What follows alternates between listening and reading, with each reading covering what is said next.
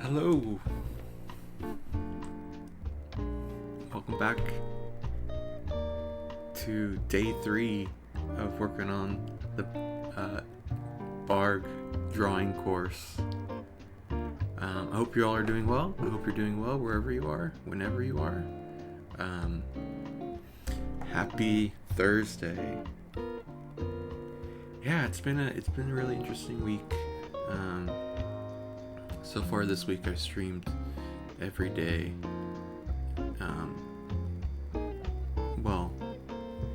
Yeah, I think I have since Monday.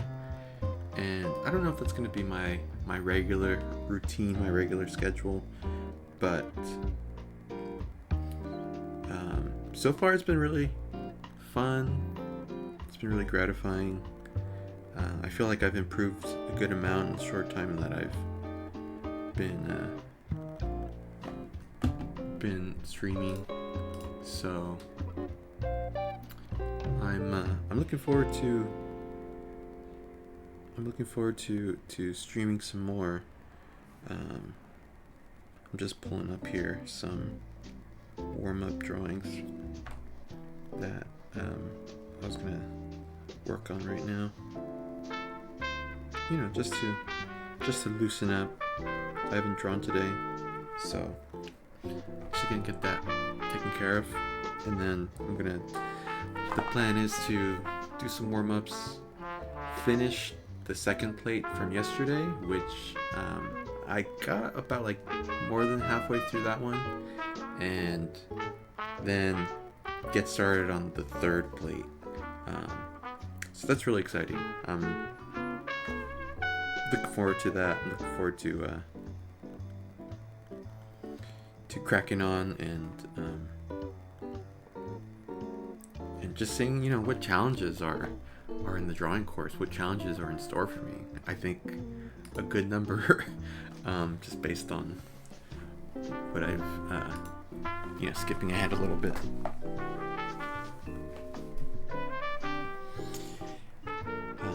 So yeah, I got some images here. First, I got a woman at the ocean looking off into the distance somewhere, and then I got a grasshopper. And the grasshopper I thought was interesting because of the sort of proportions of the legs in relation to the body, And if there's been a theme for this week, it's been practicing proportions. So yeah, it's just kind of like more in that vein of practicing that skill. Yeah. Oops. Sorry if you heard that. That was my phone. Okay, I think it's good.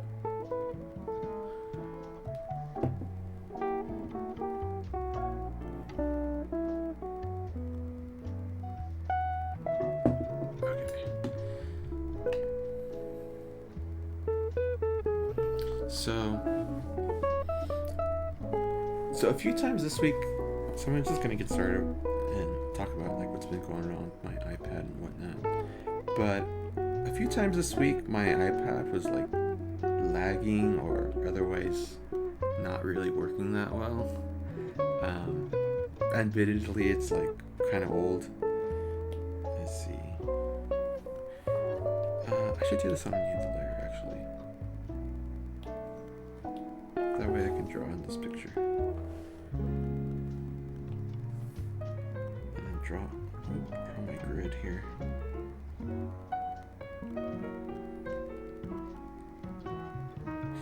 So yeah, my iPad wasn't working, or my Apple Pencil wasn't working, and so I actually went and I bought a drawing tablet, a Wacom, I think is how you pronounce it.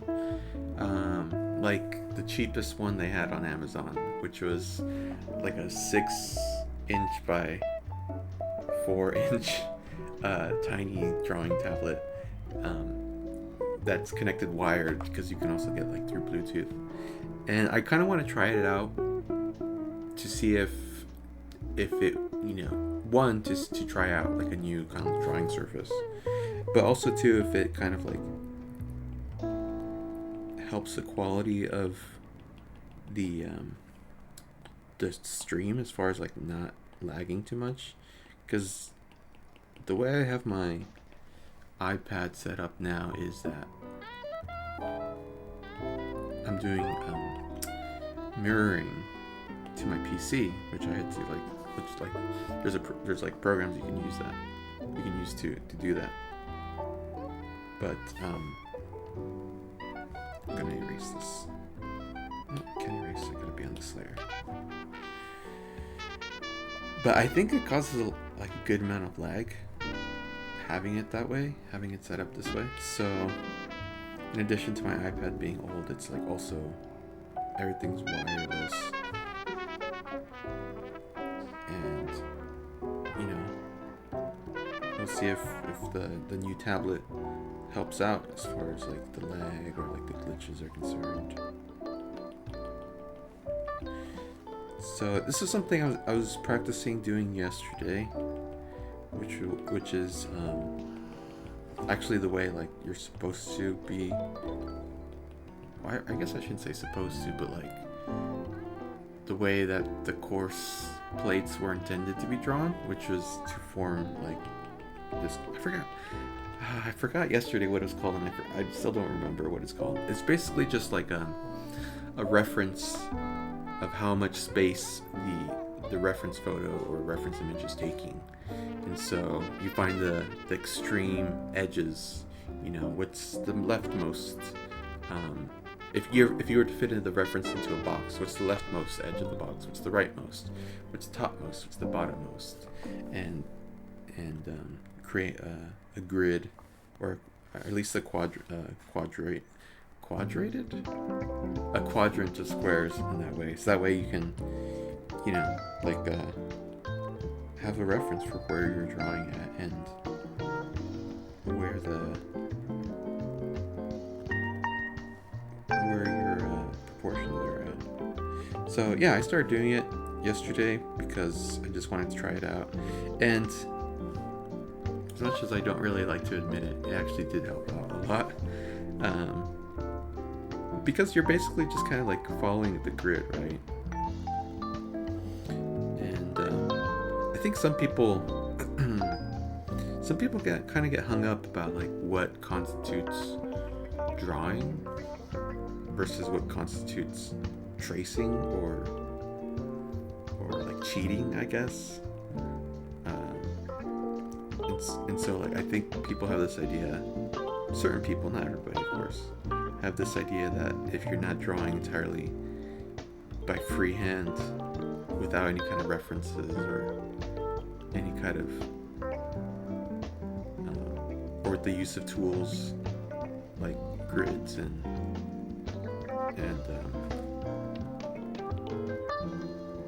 like viewfinders and whatnot, that you're not really drawing, you're just tracing or what have you, which is, you know, just a silly thing to say. I think probably the most kind of like contentious famous artists who supposedly traced or use a camera oscura, I think it's called, where you're just basically projecting, you know, whatever you're viewing onto like a surface, and you can like outline the drawing there. Was Vermeer. People debate whether he used one. I don't know. I'm not an expert, so maybe it's concluded that he used one. Just because his paintings were so good. Like, you should like imagine being so good that people are like, oh, you couldn't have done this. But yeah, I mean, it's a tool, right? And just because you can trace images on a surface doesn't mean that you know how to control color, or you know how to apply the paint to the surface, or maintain levels or add levels of detail that extend the life of the image, which are all skills that, you know, can't really be learned from a camera box. So yeah, I mean, I don't really feel any kind of way about using a grid, other than it just takes a little bit longer, but it for sure helps. Like I think this would not have come out as proportional as it is if I had not used it.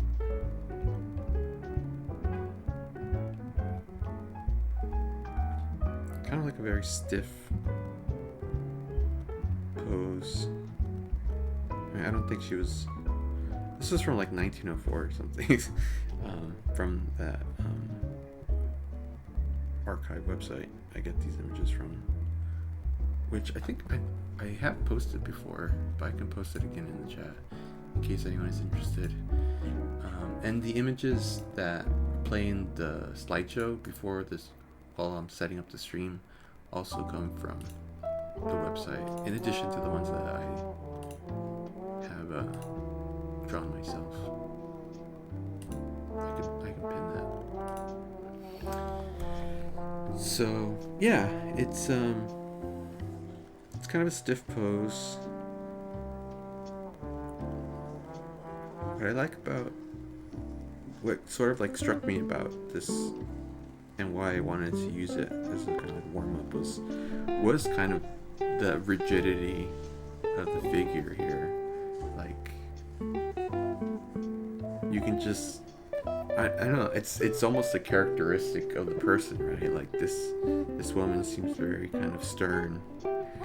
She kind of looks like a school teacher from like the 19th century or the 20th century. And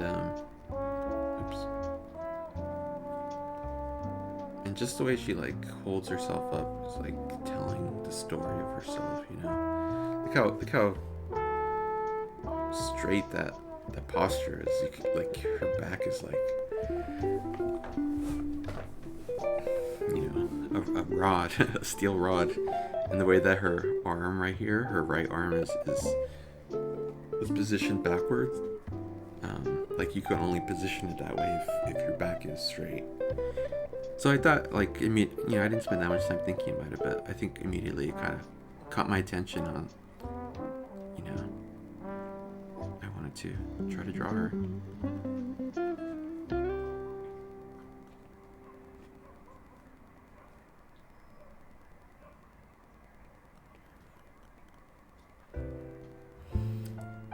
One thing that I'm not really gonna try to spend too much time on is the very fine details, especially when it comes to shading or rendering. And I'm not really gonna try to attempt the plaid pattern of her skirt, because that's gonna take forever. But just finding the sort of darkest shapes, I think, is what will be good for me for now.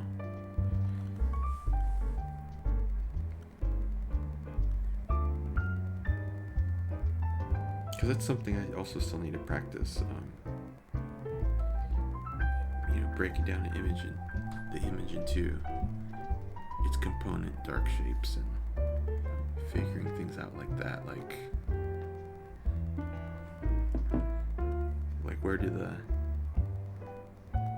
large blocks of shadows fall, and using those to guide how to render and shade.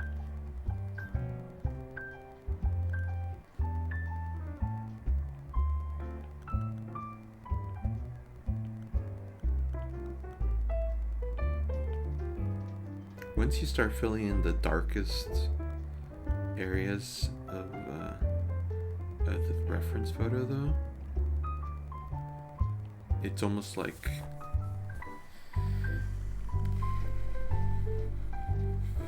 it almost always instantly levels up the quality of the drawing. Like you just, I don't know, it just kind of like pops it into being more.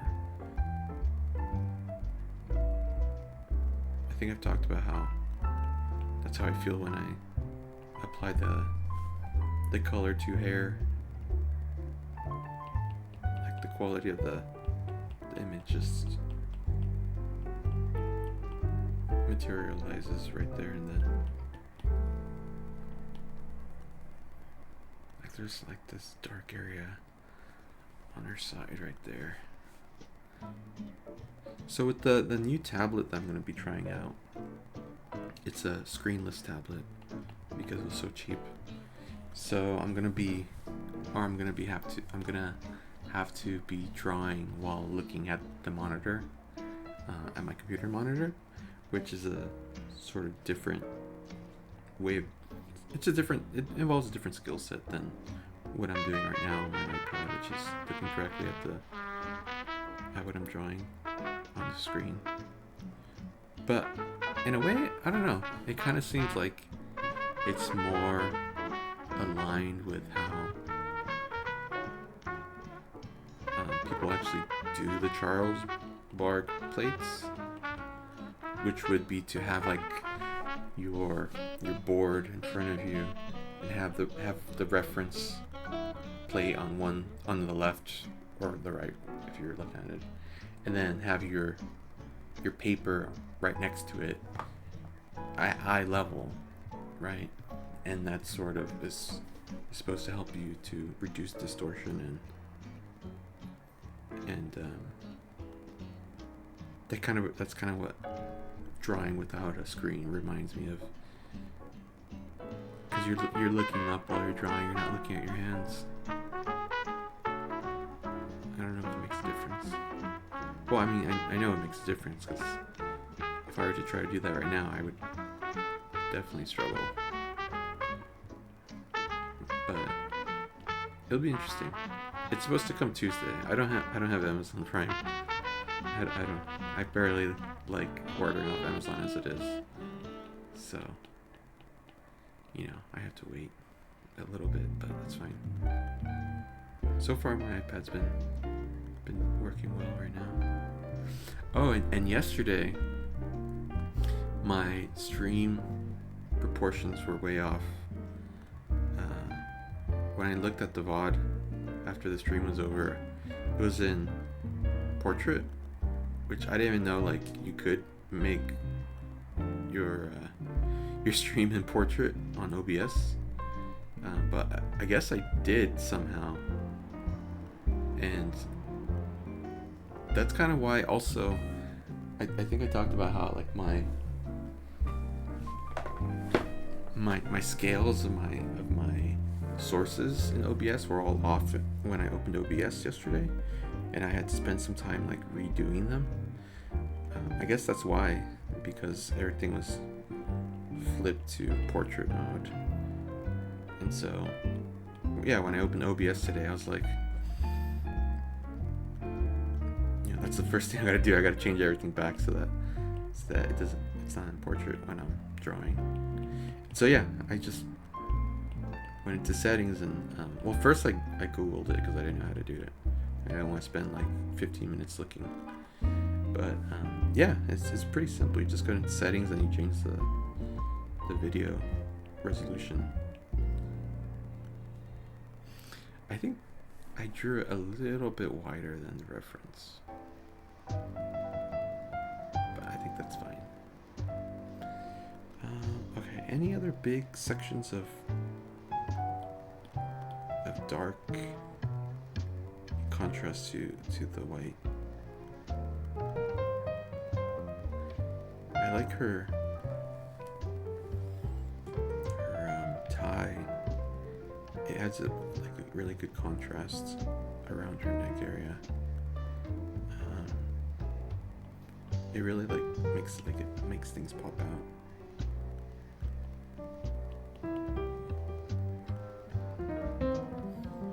I guess I could try to add some like cursory patterns of the plaid to kind of give the full effect.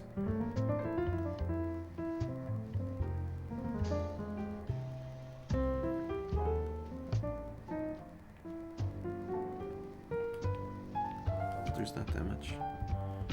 It's pretty light, all things considered, the plaid. There's not a lot of shadow here. But it does help to create the illusion of the skirt flapping. Like the curve of the plaid lines.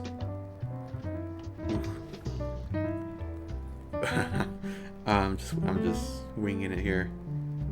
I think I'm good. I'll wrap this up right now. Her hair could be darker, actually. Her hair is darker.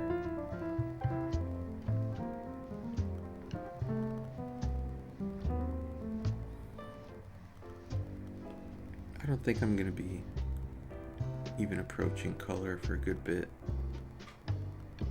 I'm pretty content where I'm at, practicing these fundamentals of proportion and shading and getting.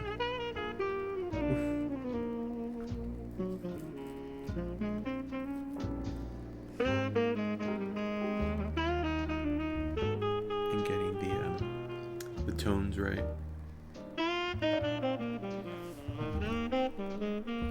It's okay. The reference on the left, I don't think I captured the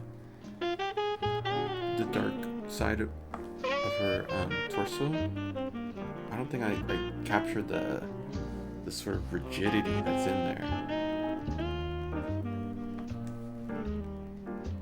I don't know how to do that. I think the angle is off. I think in the reference photo the angle is a little bit steeper, and I think I made it a little bit more shallow. I think that has something to do with that. Okay, but yeah, that's warm up 1 done. Lady standing next to a rock. Okay, so the next one is the grasshopper. This will be interesting. I think this one I will try to just kind of wing it.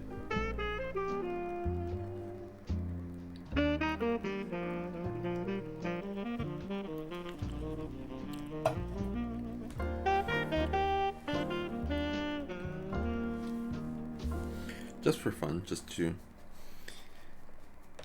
loosen up even more.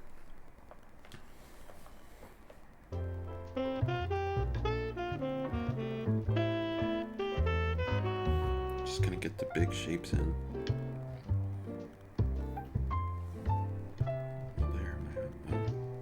Actually, let me move this to the new layer. So what I'm going to try to capture, I'll draw the big shapes. This is kind of just kind of triangle.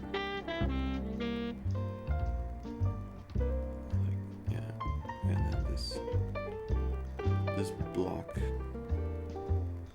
and then the leg is like a triangle, and these are just kind of sticks. These are just kind of lines. This is another triangle. So yeah, that's what I'm trying to capture. Those kind of big shapes there. Let's see if I can grab a new color. Oops. I'm gonna go back to the grasshopper layer. Okay, that's good.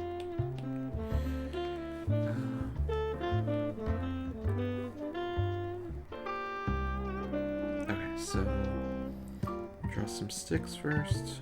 Oops. Draw the sticks and then the triangle with the circular top and the bigger shape. I think it's like that. And then bring this down. I think this grasshopper is a little bit thicker than the reference. Bring this up and bring that back there. And it's like actually kind of high compared to the head. So I'll draw it right there and then bring the leg down. And the bottom of the leg ends just below the bottom of the head. So I gotta draw this. I think that's good. I think that's where it ends. And then put that there.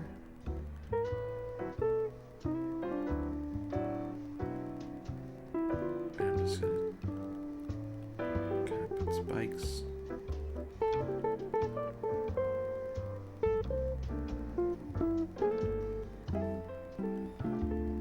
This is where I'm gonna go back and really make sure I captured the correct large shapes.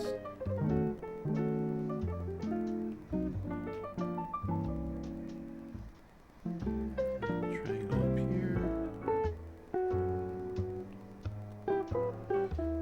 looks a little funky. Looks a little off.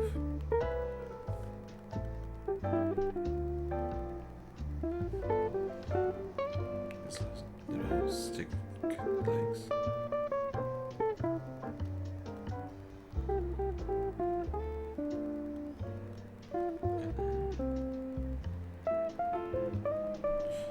Another thing that's kind of like useful about drawing something like this is like I don't really draw insects that often.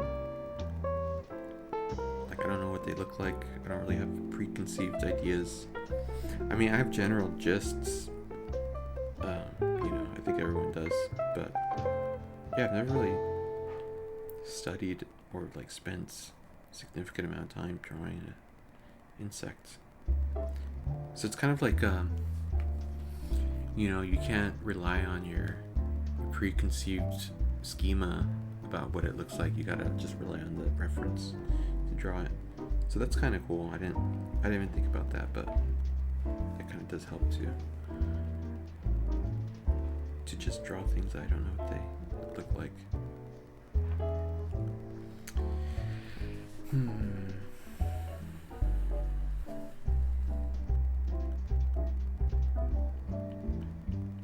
I think I gotta capture the curve of this head here.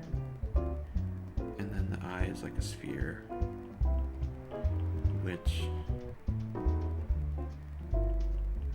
good luck to me making spheres a thing this small, this size. Oh, hey Chicana, Buggity Bugs. Yeah, Buggity Bugs. How are you? How's it going? Happy Thursday.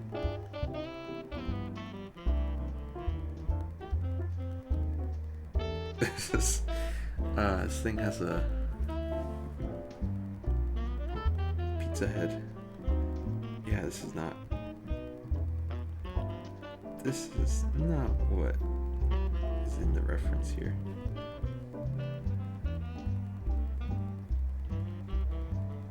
I came off the reference. I was just winging it.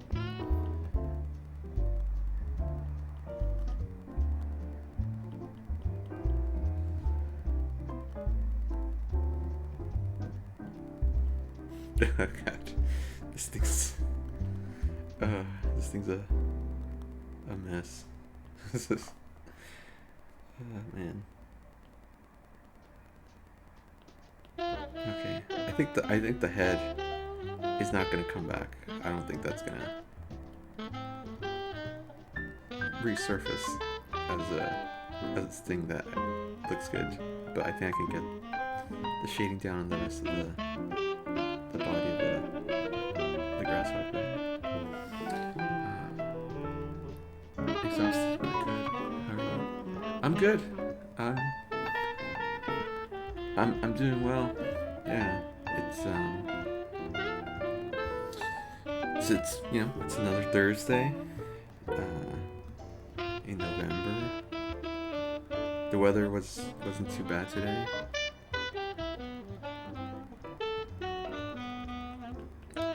I actually I'm a little sort of disappointed today, or just like I have been for like the last hour or so. Because I bought a new mic. I bought a Blue Yeti mic from Amazon, but it was refurbished, which is why I bought it, because it was like $65, and I was like, oh my gosh, like that's a good deal. They're normally like $100, and I've been wanting one for a while, and yeah, it came today, but it didn't work. So that was really disappointing. I've already started the return process, but yeah, other than that, like things have been good. There's a challenge because the head is so dark compared to the rest of the body. Yeah, it is. It really is. And I also think that I didn't really, like, if I had zoomed in a little bit more and like really taken my time, I probably could have gone in it a little bit more accurate. But yes, this is just to warm up. I'm just kind of like loosening my wrist I'm gonna get started on the plates, the bark plates. Finishing the second plate today. The eye one was a couple of days ago, and then yesterday I did the mouth and nose one, which is pretty good. Like I got like more than halfway through it. It sucks. Yeah. I'm guessing they can't replace it since it was refurbished and on sale. Yeah, I didn't see the option to replace, but I am just gonna return it, and they're just gonna refund me the money. So it's no big deal. I mean, the only thing is like, sort of like the suckiest part about it was not being able to use it today, because I was kind of like looking forward to testing it and finally like having a more or less okay mic. Because the mic I have right now is an Amazon Basics one that I bought like 6 years ago. It's very bare bones, and I don't even have a stand or tripod for it. It's on a little wire rack right now. And so, yeah, I mean, that's kind of like the biggest bummer about it, just not being able to use it. I don't think I'm gonna buy a new one or buy another one. I think I'm just gonna stick with this one that I'm using for now, because it just gets the job done. And then, you know, maybe down the line get a better microphone, or get a different kind of setup.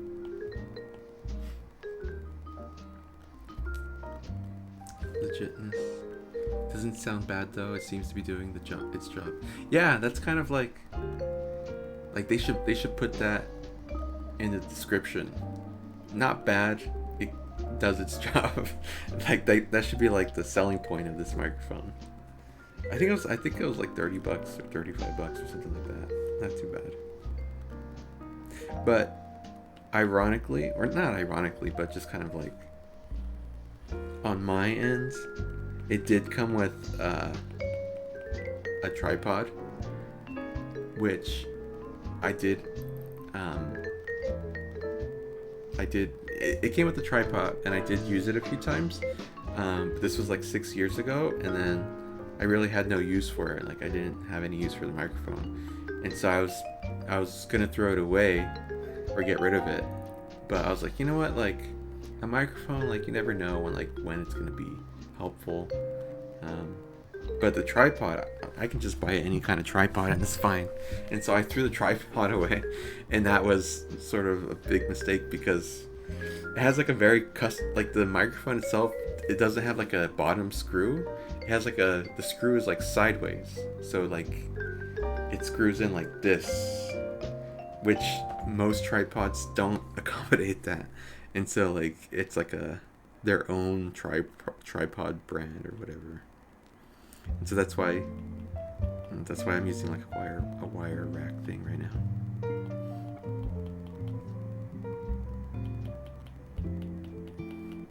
Yeah, this thing's not great, but it was kind of fun to draw, so that's fine.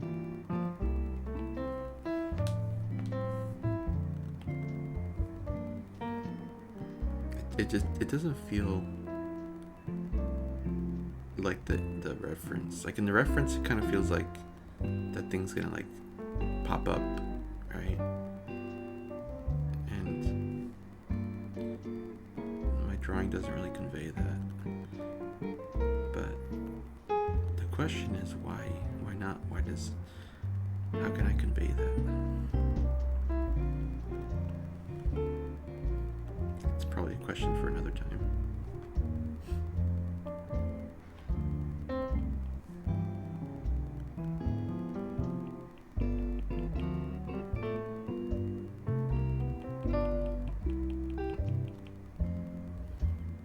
I was just looking at the head again. Interesting. Yeah, Amazon being tricky. Oh, I know they pulled a fast one on me. I should have known. I should have grabbed that tripod and held on for dear life and never let it go. But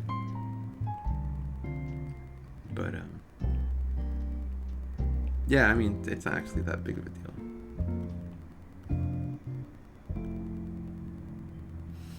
Okay, all right. The two warm ups done for today. Today's the 6th. 25.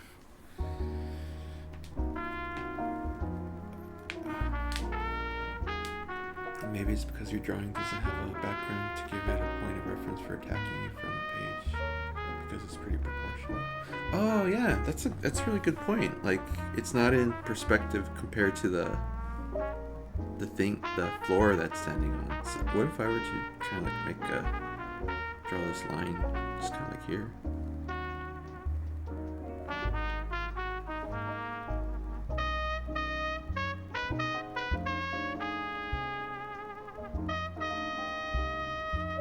Yeah, actually, I think you're right. I think that looks.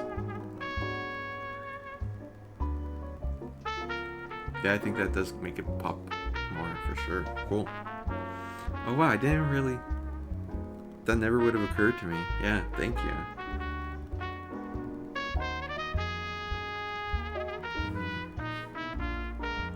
I wonder if I should add like a little bit of a wash.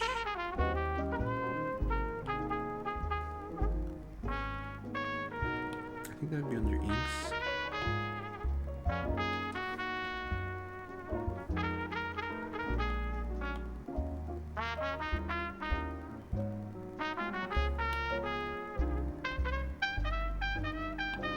Markers, no, oils, gouache, watercolors.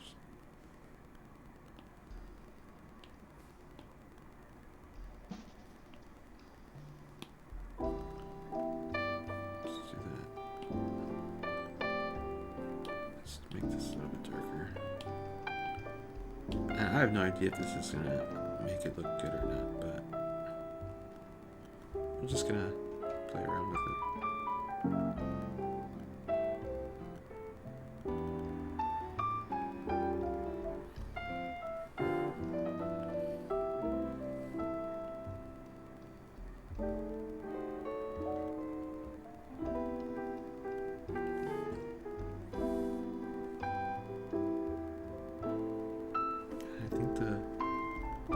Part is a little bit darker than the rest. This part here, closest to the grasshopper.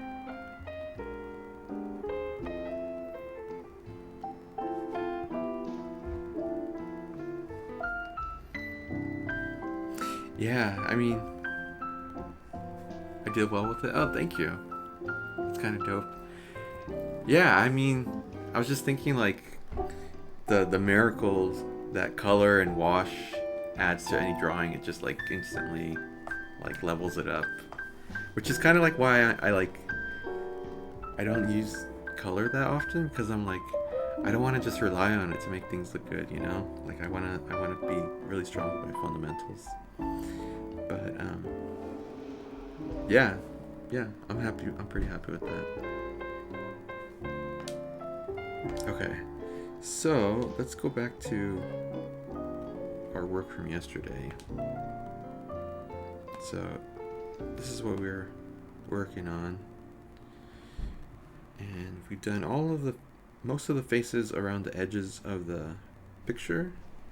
And I remember this was the last one we did.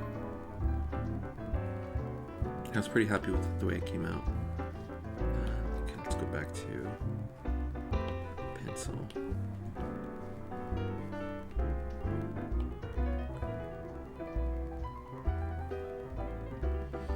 And it kind of took me a while because I was doing grids with each face. Like I was finding the box in which the reference photo could fit in, and then drawing my own box and then kind of like transposing the image, which did help, and that's apparently the way that you're supposed to be doing these plates, drawing them that way. But it does take a long time. I found it helpful, but I don't know if I'm going to do it for every single face or drawing or plate. But we'll see. I just kind of play it by ear. Fancy. The box efforts. Yeah. It really did help to kind of like create guidelines for drawing. And I did that with one of the warm-ups right now too. Create like a box. So like this one would be. Get this. I was using a like nice light blue color, not too heavy.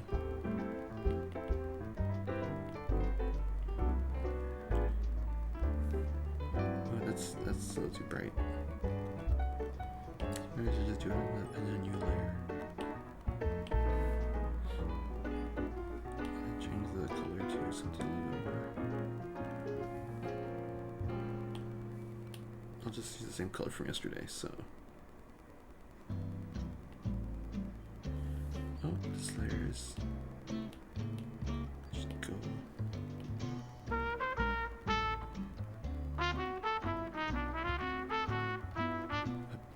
Should go above this one.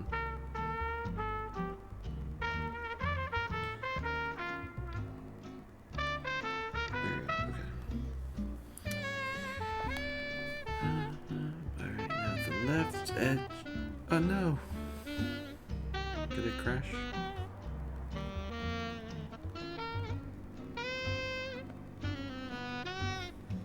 I might have hit the home button by mistake.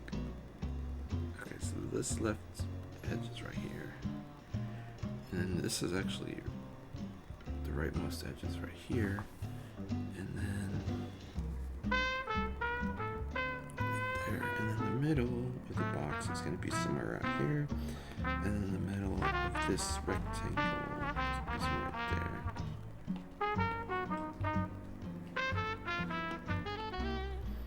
So draw a started line, coming down, and then draw a dotted line right there.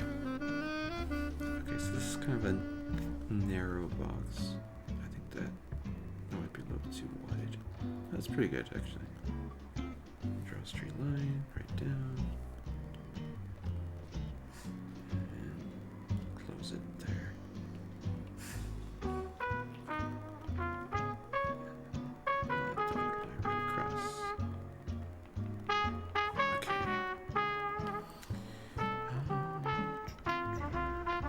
So using this color, that's fine. Start. Let's actually start on the bottom right. Because normally I think I would start from the top right, but I'm going to challenge myself a little. Come up here. This is actually a little bit more straight up. And then this line continues until there. I think I drew that too far. That's right. And from here, there's a line that goes up and it curves, and the actual shape of the lip.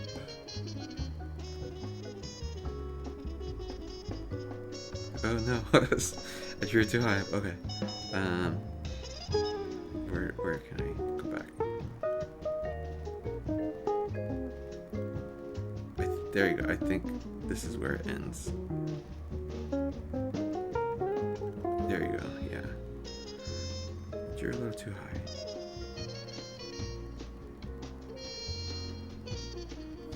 Okay. And then the nostril.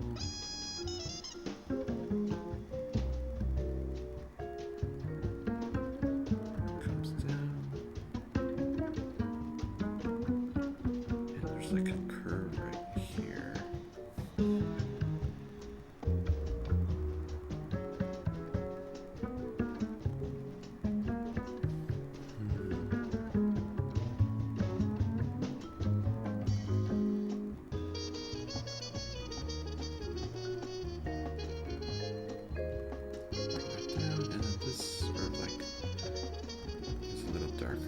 here and then sort of tapers off.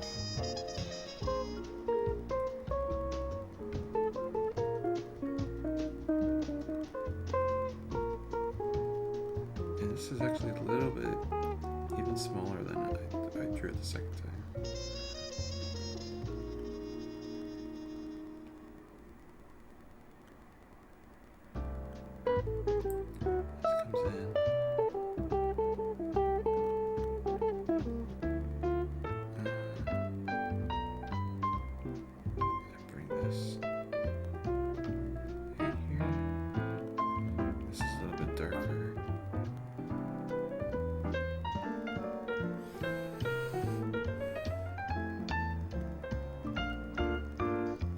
Make sure I'm capturing like how much the chin actually juts out at the very top of it, but then it kind of like recedes. Yeah, okay. The nostril's a little flat. It curves in. It curves up and then goes down. I like the nuanced way you challenge yourself, drawing from the bottom, working up so you know how to go at it from more than one angle. Oh yeah, for sure. Like, yeah, I don't think.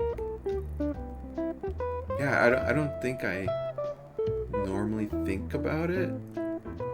No, actually, I do. I think I do sort of make efforts to do things in different ways so that I'm like not getting into only like doing things one way. You know, I think kind of helps to learn the skills a little faster for me, because you're not just relying on habit. You're actually thinking about what you're doing. I think that has helped me to make adjustments and improvements faster. I do that with drawing straight lines too. Like, I've noticed that when I try to draw a straight line from across the page, like my tendency is to go from left to right. For whatever reason, I think just because that's how we write, from left to right. But sometimes I'll go from right to left just to kind of like shake things up and really concentrate on using my shoulder instead of just kind of like flicking my wrist across. Yeah, I mean, there's just so much to remember when you're practicing. Okay, yeah, I mean, I'm okay with that. I'm okay to move on. I think that came out fine. Alright, the next one. I'm not sure exactly how I'm going to be doing the center ones, since I can't really draw next to it. I may put them on a new layer or something. Or maybe I'll like select them and I'll cut them out and then I'll move them to a different part of the page. Okay. So I'm gonna try to freehand, because there's already kind of like a help, just like already a guideline here, right? This line down the center and then these three horizontals. So see if I can capture that.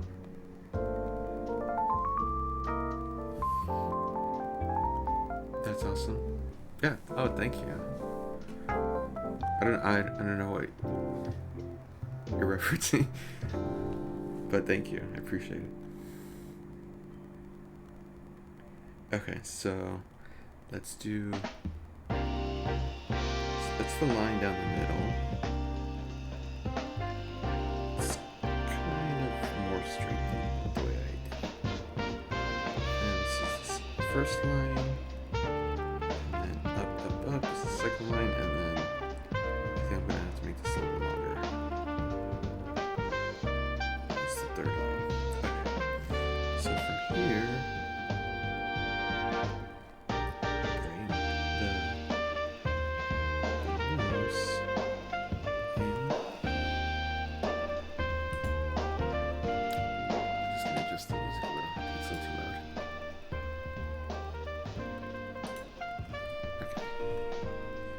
So bring it in, and then down, and then along the edge of the line, and then this nostrils, kind of shaped like that, and then this sticking out. Okay.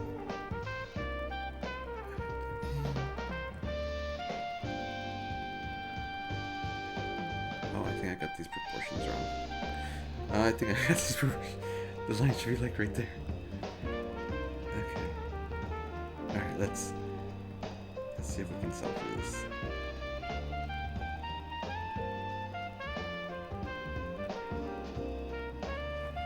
Okay, and then a little dip of the chin.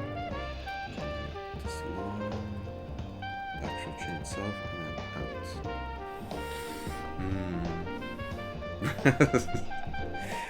out. I think it's too long. I think it's too long. Okay, let's go over it. Okay, so that's good. So this is gonna be my base reference. And so very small.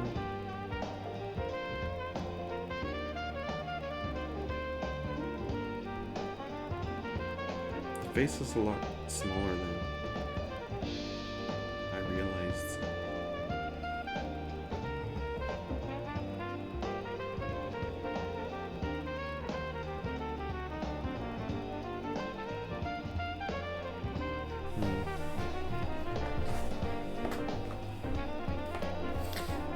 Now as we're finished with the drawing battles, so we practice is really effective. Oh, okay. Yeah, I wasn't sure. It's all good, it's just a strong chin. A very strong chin, yeah. Super strong, like,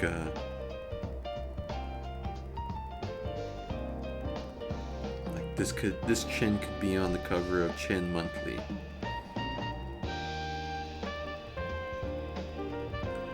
Which teaches you all about chins, like how to do chin-ups and how to keep your chin up. And I can't think of any more chin-related puns. How to shop for chintzy home decor.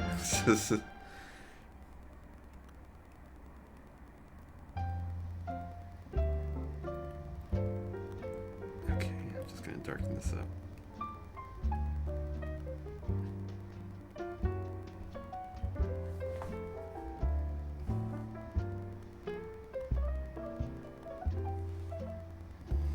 Ooh, okay, I think I drew this one too long. I can see it. This is too long. It should be like right there, and right there, and then I should have brought this in sooner. Yeah, I wonder if I could just get a dark line in here, if that would make more sense.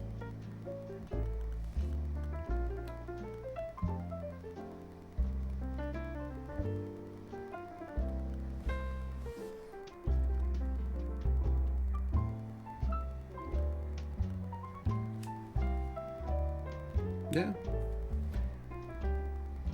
I think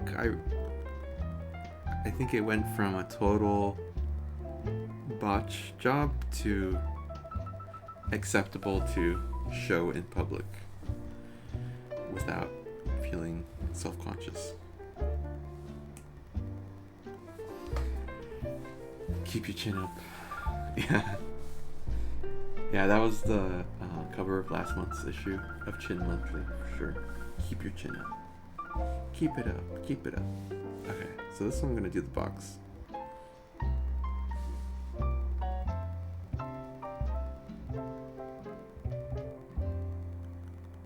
Okay, throw it down. Actually, let me adjust the opacity. It's kind of super light. And then the most extreme is this edge right here. It's kind of hard to see on stream. Let me make it a little bit darker.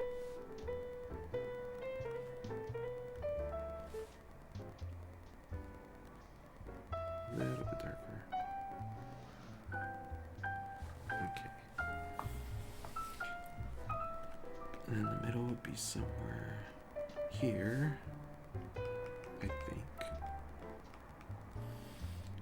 And then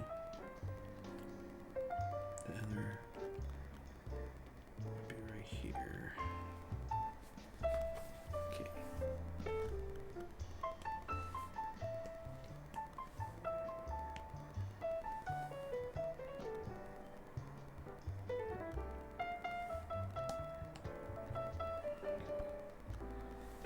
This is a very narrow box.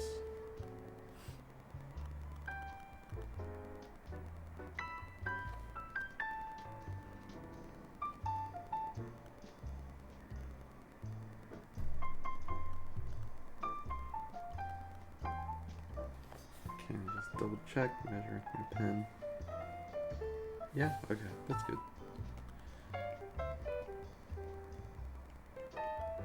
Draw the dotted line. And draw the dotted line a little bit more to the right.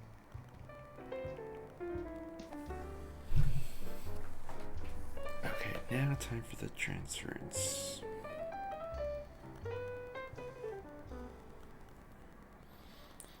Okay, I'm gonna try to start from the center, around the center this time.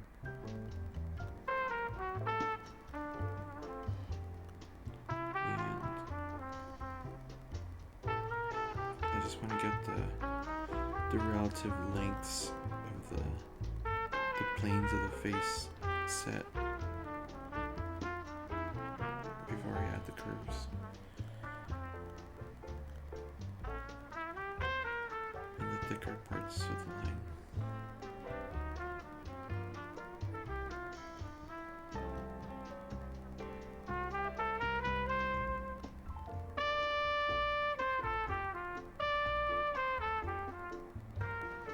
Okay, it's a smile.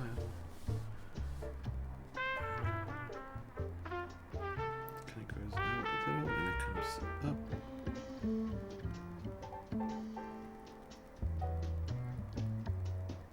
And then finishes up. So it's a little bit pointier, the edge of the nose.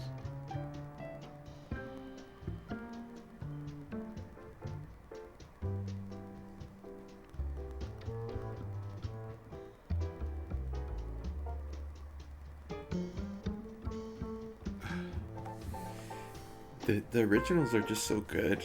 The lines and the sort of subtlety that they add to it are just it's just so expressive with such few lines, and the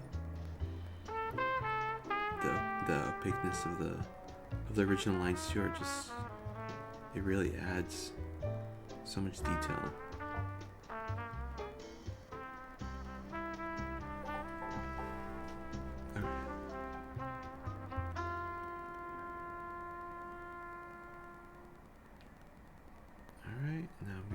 Nostril, which is a little bit flatter. Get it wrapped around.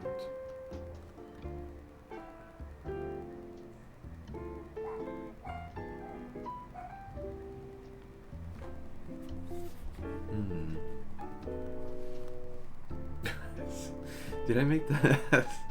Oh yeah, I'm just looking at it on the monitor. I definitely made the bottom chin a little bit too long.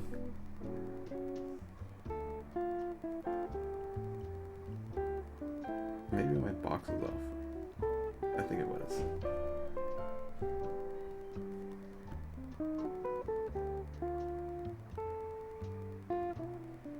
I can bring the chin a little bit up.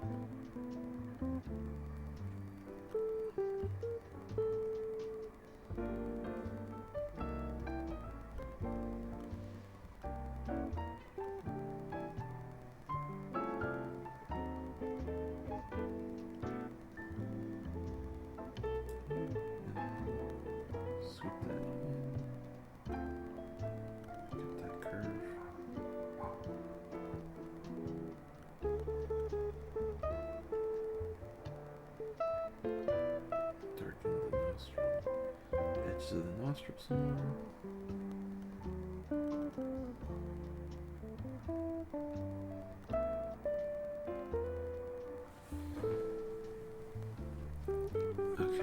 does that look on the monitor? Okay, yeah,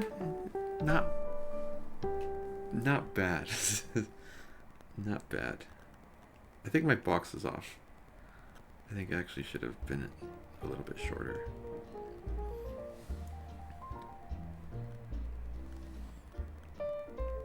Maybe not, I don't know.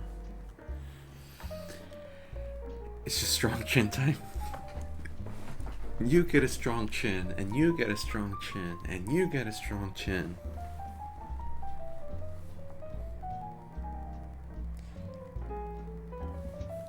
All in all, though, I think I'm doing pretty well. They're actually looking like human faces, which is an improvement for me. It's definitely an improvement. Okay, so for the ones in the center, I think I'm gonna just move everything just a little bit to the right.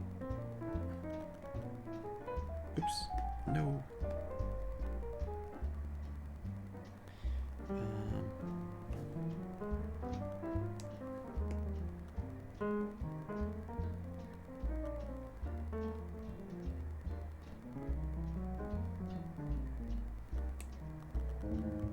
This is how I grab things, right?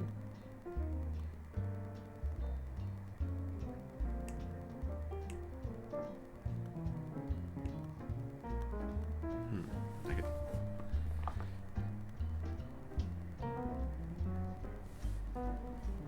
How do I increase the size of the area I'm trying to grab?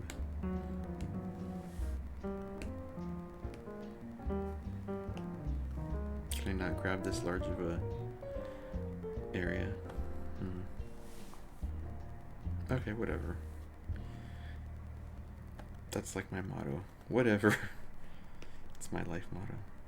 No, what am I doing? I'm definitely not a Procreate maximizer.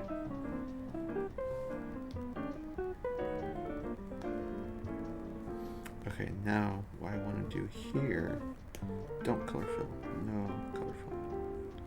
So I want to grab these center faces, and I want to move these specifically.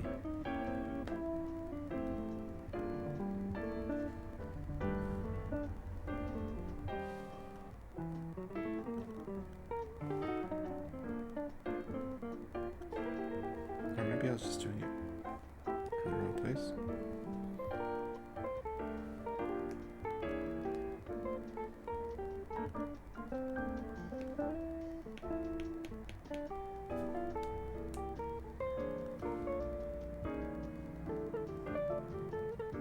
I don't know how to clear these, so I'm not grabbing them anymore.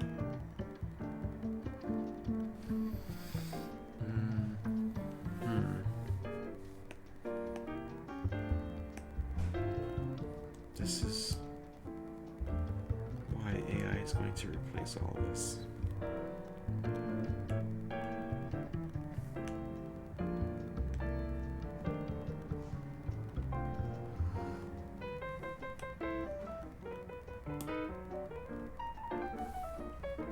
Okay. I'm just gonna duplicate this one and then just erase everything around it.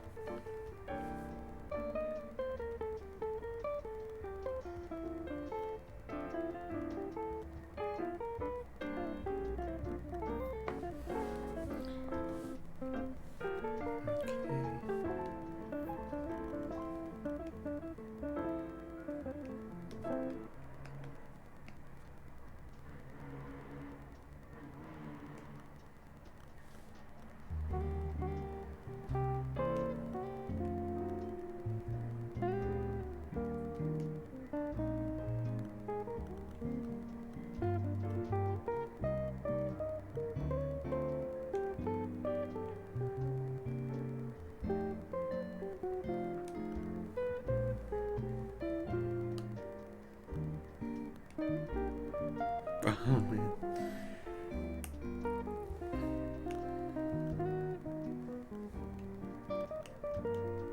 Okay, now this time I do want to color fill everything here.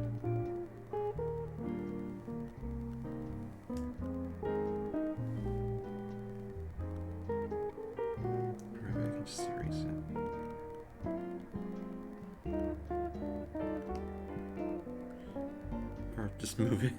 Okay, you go over there.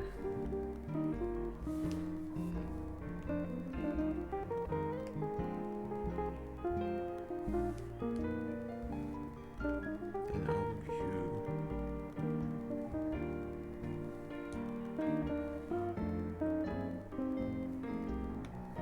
Go over there.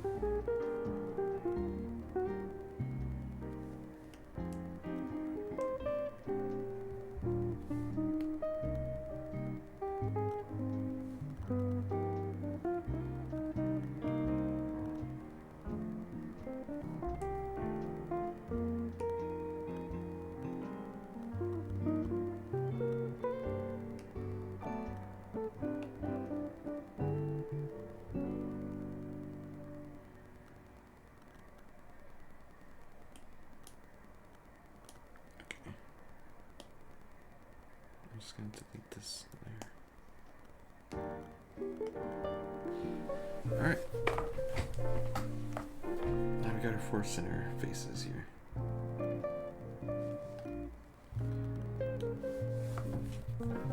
I think I did that the least efficient way one could have done it, but at least it's done.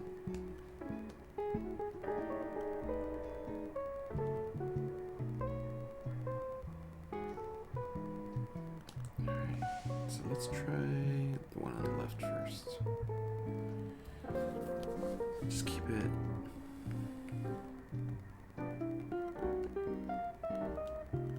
Oh, I'm using white. Just keep it loose.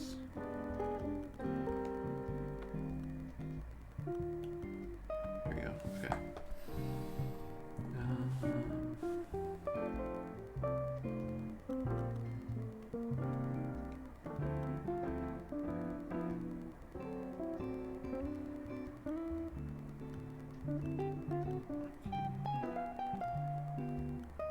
Gotta be very careful about not drawing it too large.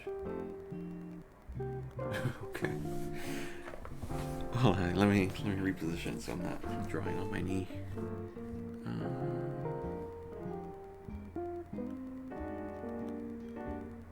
Okay. And then bring it down. It's actually bigger than I'm drawing it. Okay. And then let me fix up these lines that I made up here.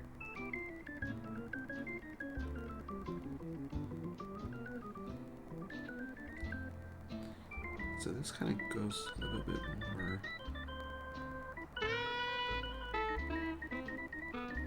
straight as it goes into the upper lip, and then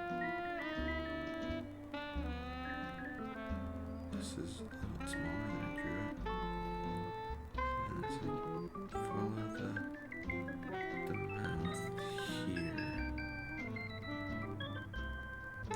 line, and then it comes down.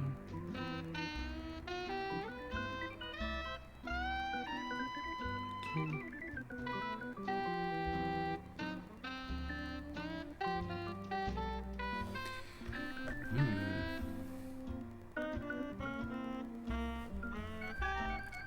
I think the curve of the lip is right there a little.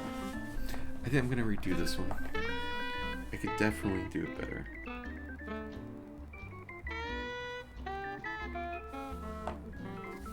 I'm gonna roll up my sleeves this time. Alright, starting again. Down, then in, and then cross, and then up. Oh, this is gonna be a big nose.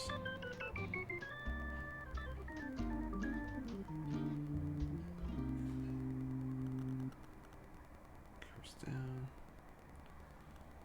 And get that line in there.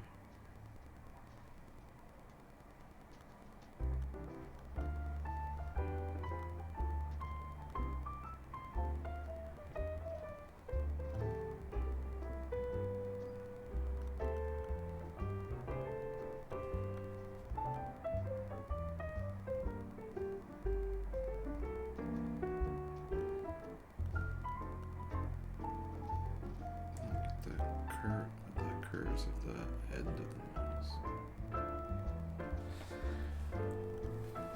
Okay, that's definitely better. That's an improvement. I just need to get this one.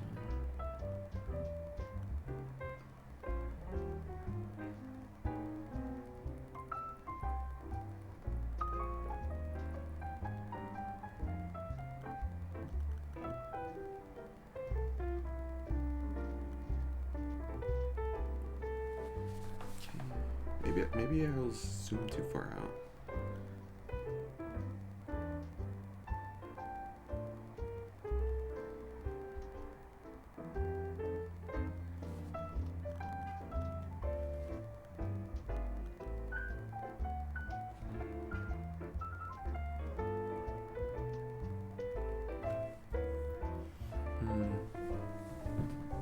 The sort of like dip above the upper lip looks a little weird, and it just kind of looks like a circle, but well, I guess it kind of looks like a circle in the reference too.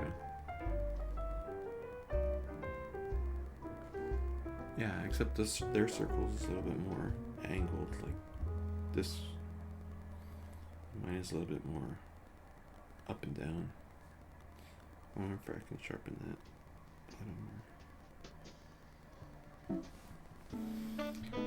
Does this look better? Yeah, definitely. I think the second time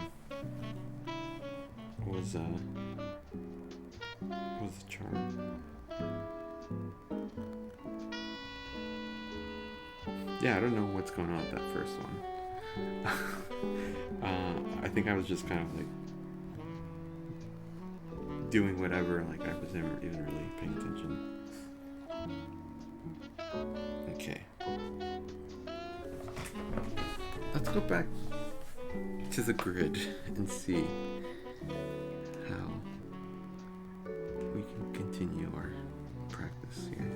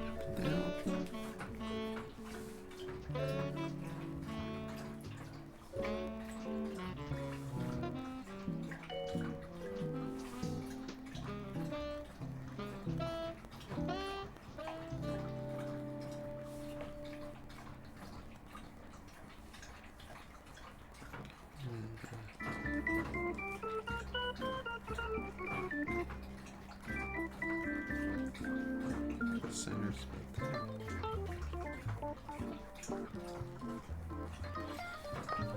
Okay, so let's start from the top right.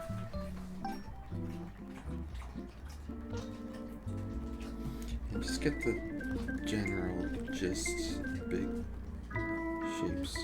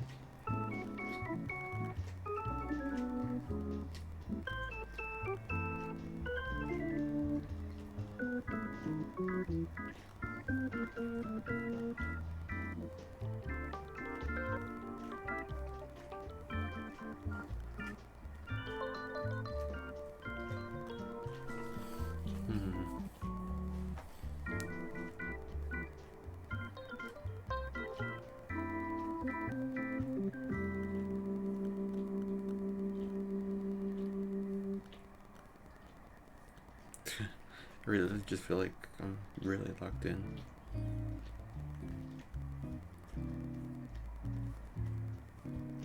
I'm trying to get every little curve and bump and be very careful with my hand.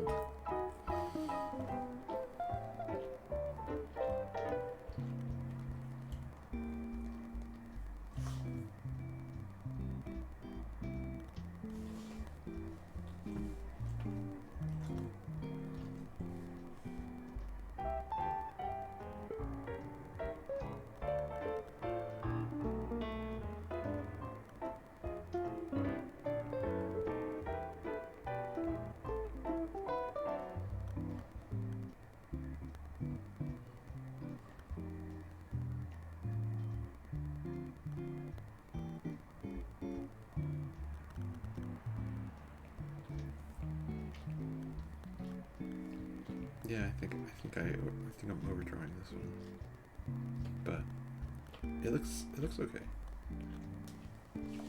It still looks like a face, kind of.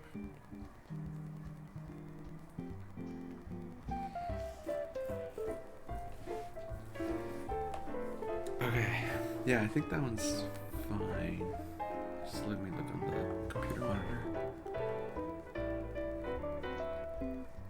Yeah, I definitely overdrew. I put too many lines on the side of the upper lip there.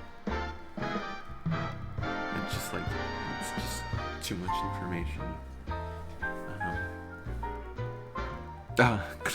Thank you. I'm trying. But I think more or less things look okay. I think I can make the nostril a little bit darker.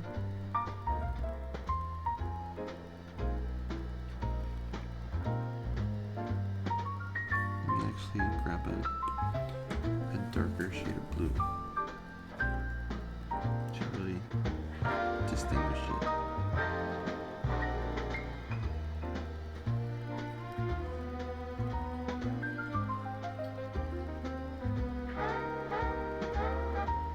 Kind of like inking, It's kind of like inking.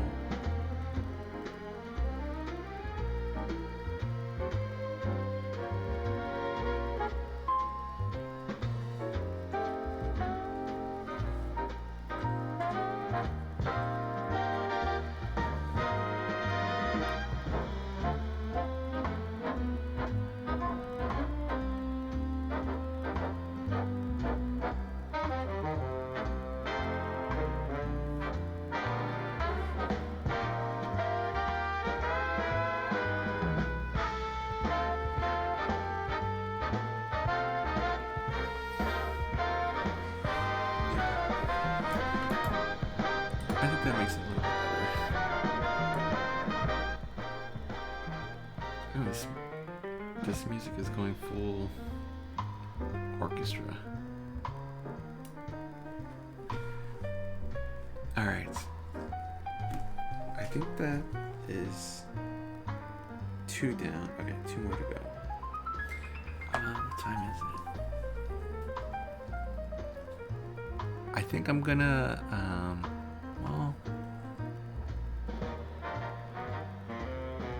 yeah, I want to start the 3rd plate, so I'm thinking maybe like I'll end stream maybe like around 8:30. So I'll definitely finish this plate and then I'll get started on the 3rd plate so I can have a little bit of momentum for next time. Alright, should we try to do this without the grid? I think so. Why not?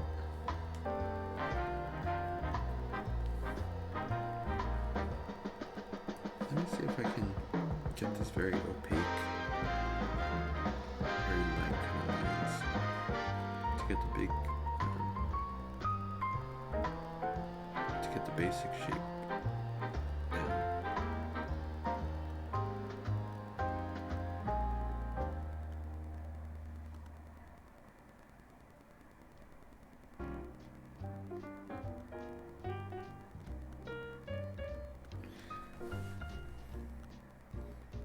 Okay, cool. I think that looks not. I think that looks pretty good. Like, I don't know how well you can see it on stream. I think that's the general gist of it. The off-grid challenge. Mm-hmm. Which, ironically, I'm doing on an iPad. It's impossible to escape the grid. It's impossible.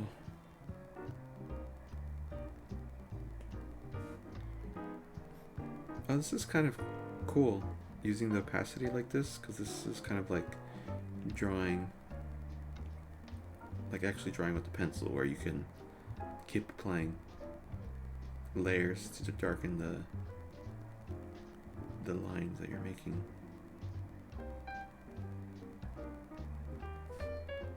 It's kind of cool. Actually, I might do it this way from now on, because I like that effect, and it makes me feel like I can get more nuance.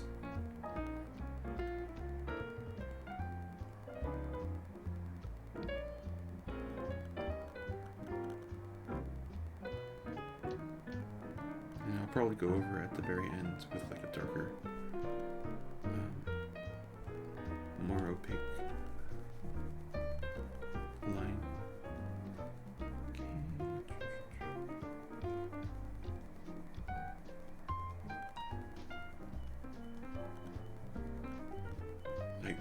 I can't imagine drawing this from imagination, drawing this angle. Like, you have to have studied so much to be able to do something like that. Or like, you know, like, oh, like upwards and then kind of in profile or 3/4. Yeah, I can totally do that just off the top of my head. It's like, I'm sure there's some people who can, but I'm sure, you know, I'm sure other people who have a lot of talent also need references, so I guess it doesn't really matter if you can do it off the top of your head. Okay. Full opacity. Just for the fine details, like the nostrils.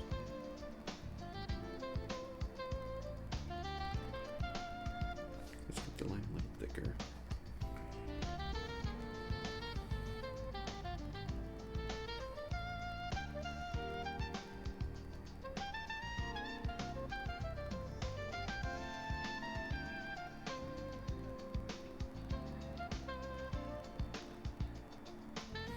For the original drawing course, one of the things I saw on YouTube was like, it was done, like really emphasize like when you're doing it, like you should be doing it in charcoal, because then you can get like a lot of subtle gradations of color and tone and I also think it's a little bit more forgiving as far as erasing is concerned than a pencil. So, but I mean, I haven't really used charcoal that much. I have a couple of charcoal pencils that I've used every so often, but it's like it's hard to use. For me, it's kind of, I haven't gotten used to it. I haven't gotten the hang of it, and it's also very messy. But that's part of the fun, you know, to kind of like get your hands dirty.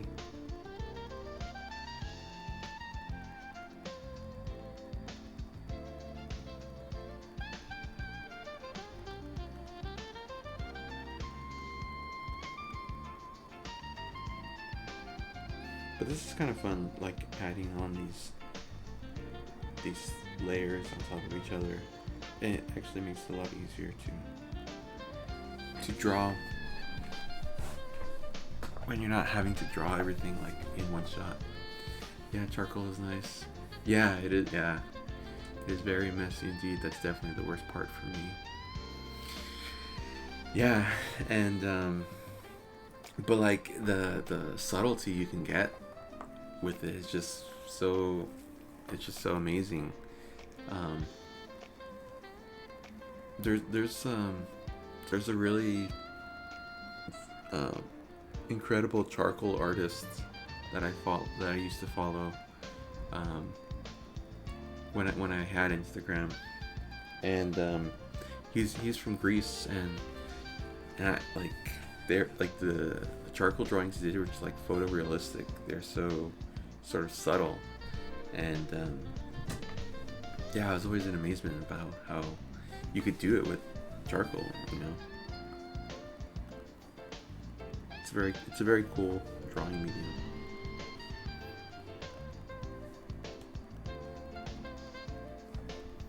Okay, last one, plate two.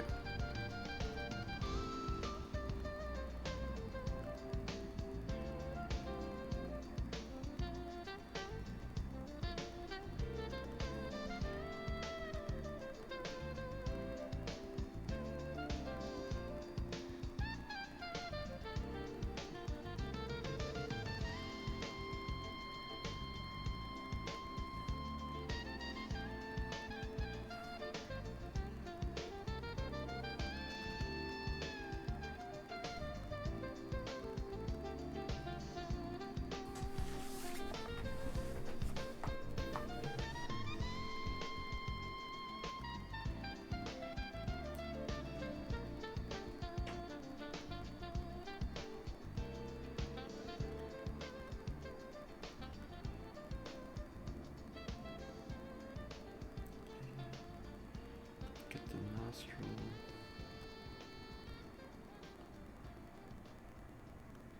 And up here.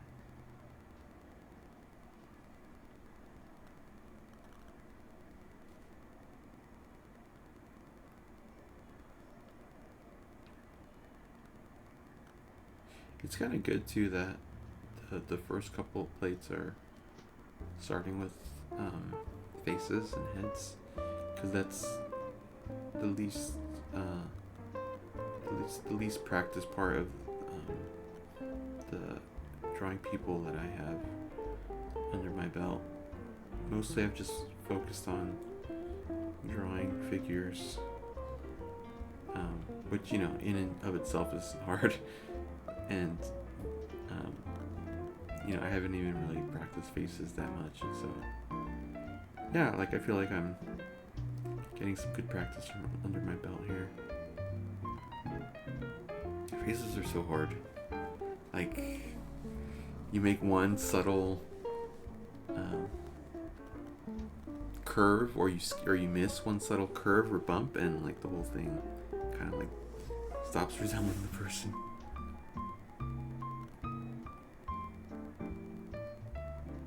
At least that's what it feels like when I'm trying to draw a face.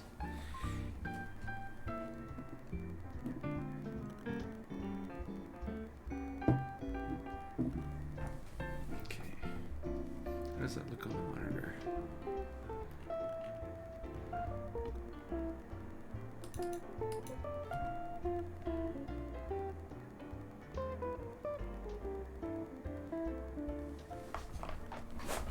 Cool. Okay. So what do I need to do? Okay, so first let me go back to 100%, and then throw this up here, follow along the curve, bring this down, in, this single line up here.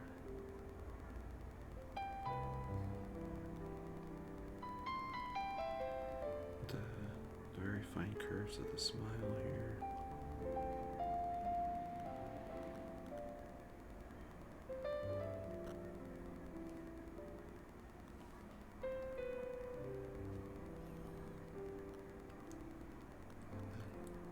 Curve that out. And then in.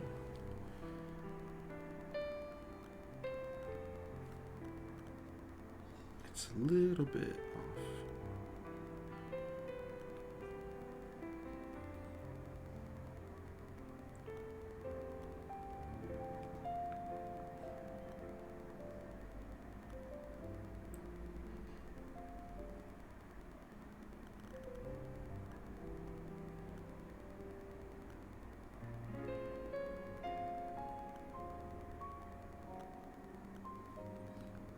just the teensiest, slightest bit off.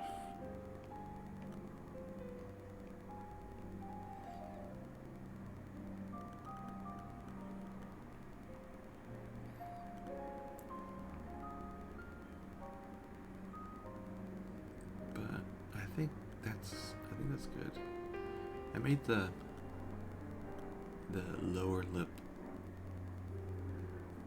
a little bit too long, I think. Yeah.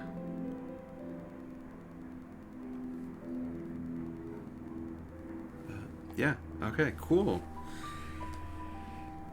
Alright, plate 2 done.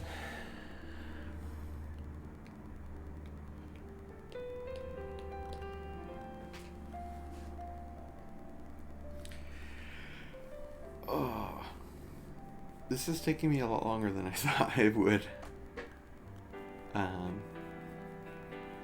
The video series I watched on YouTube about the Bargue drawing course,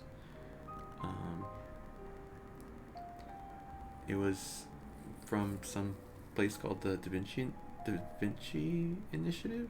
It was like a program designed to like help K through 12 educators teach the course in schools. But what the instructor mentioned how they would spend like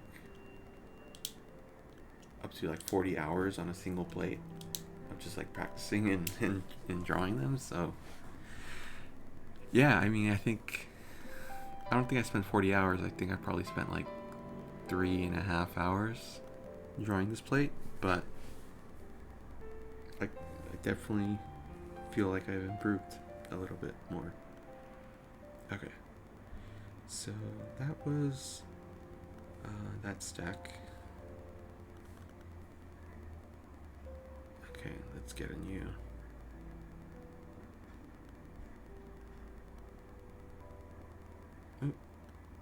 Actually, I don't want that size.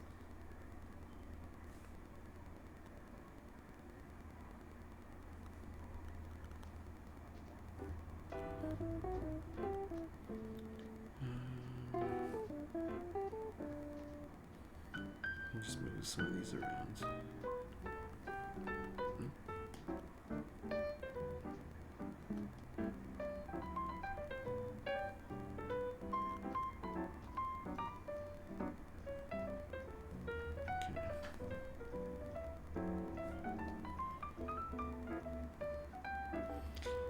Now, insert a file.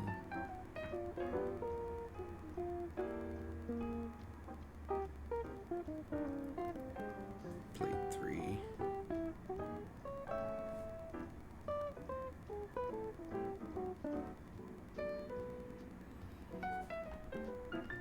Can't rush the technique. True. Yeah, you can't rush it. It's nice to just vibe and draw your own pace. It is. And that's really what I'm enjoying about streaming. Just vibing, you know, getting the practice in, getting the reps in, and yeah, it's just about being patient, you know. Patience goes a long way for anything, but especially when you're incrementally trying to improve.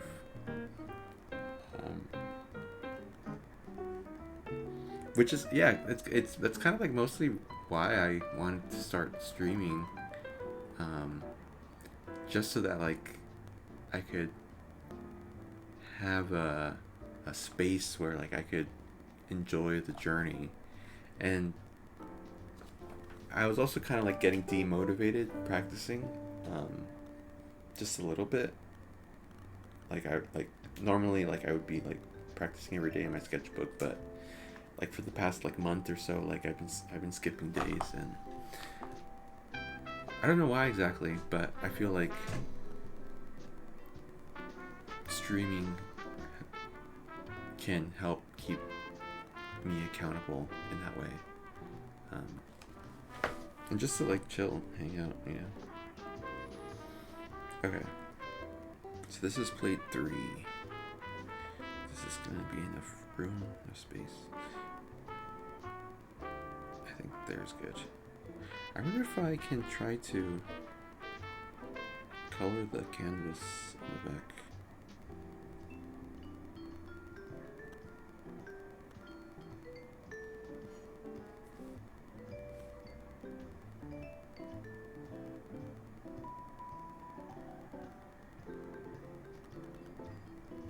I'm gonna have to figure that out.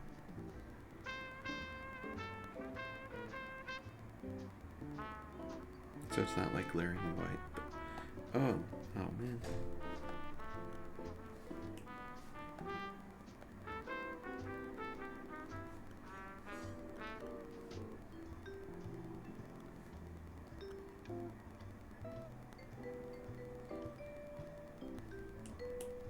Okay.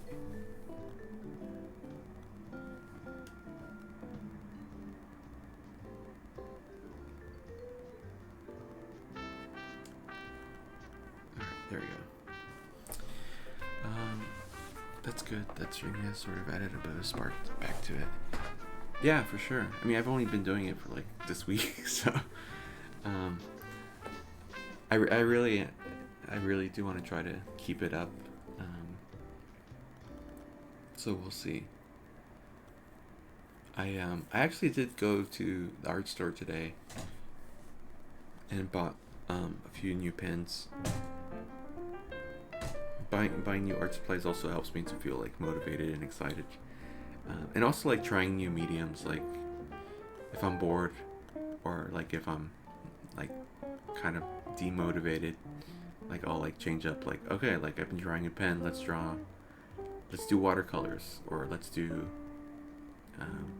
some color pencils, or let's do some crayon. And that also helps me a lot to kind of like stay on task.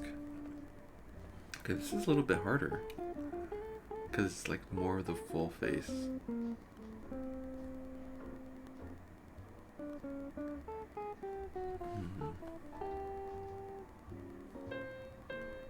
Oh, okay, you know what? So this is actually 2 parts. So the top is like the initial stage, and then the bottom is like the more refined stage of the same drawing.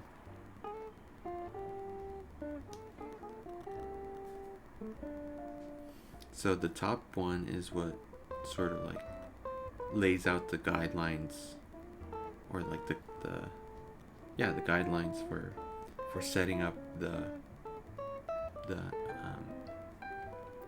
proportions, and then the bottom one is the more has the shaded areas, the tones. So how should I go about doing this? Maybe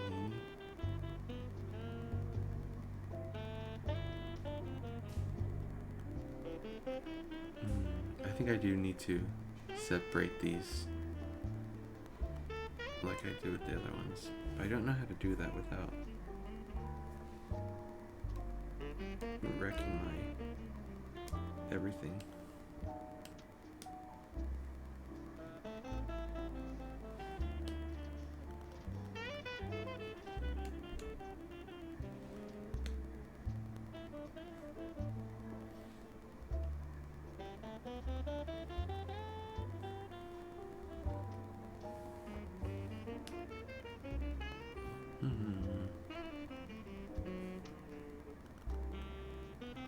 Okay, let's not do that. Alright. I'll just start and then I'll figure the rest out later. But I'm wondering if I should do 2 different drawings, or if I should first do the top one, and then using that same drawing refine it to the bottom one.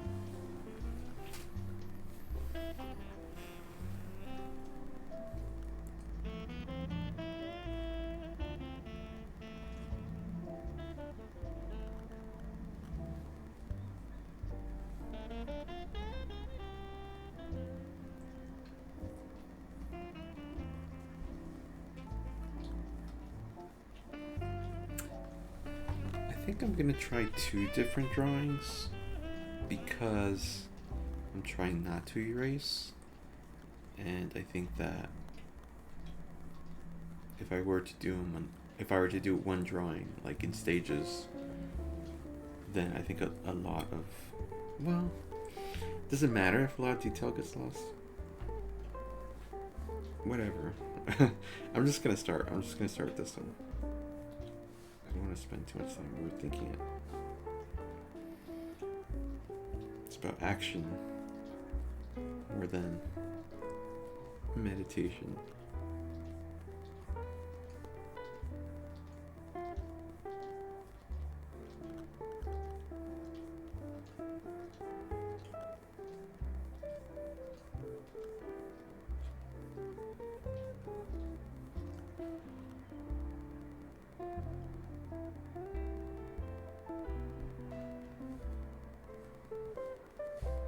Okay, I think so far so good.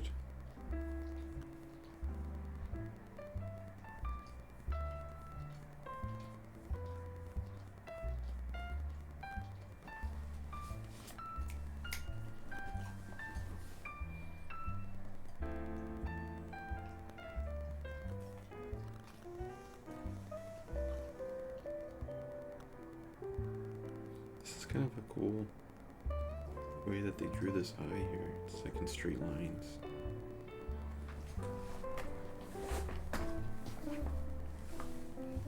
Oh, the nose is like way out there. How can I bring it back?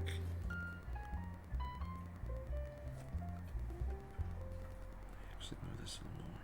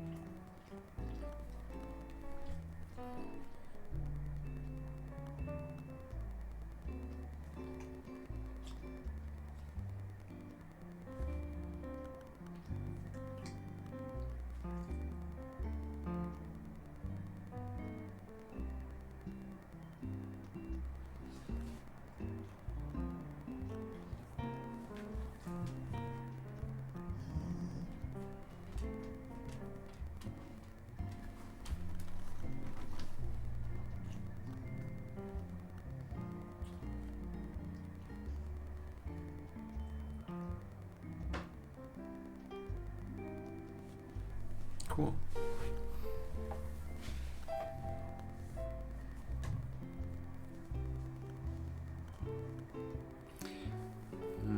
What if I were to do it in a different color then?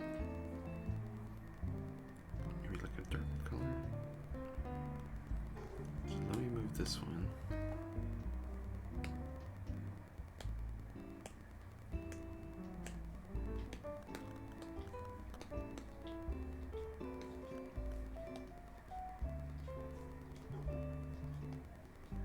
Down here. Oops. Don't do that.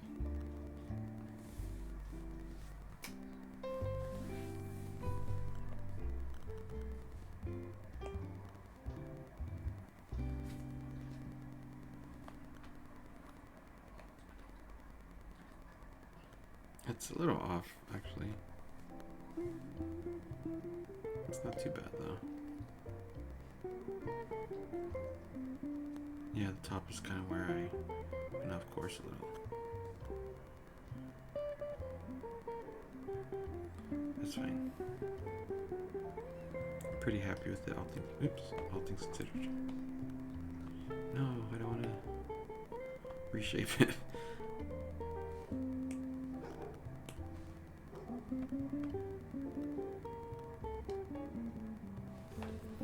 I want to move this down. I don't want to reshape it. Okay.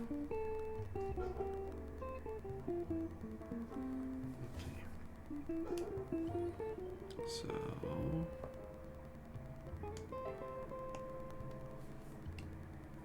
that's not quite dark enough. Let's just do straight black. Or maybe if I were to use like an ink brush, or Is it still called the brush if it's a pen?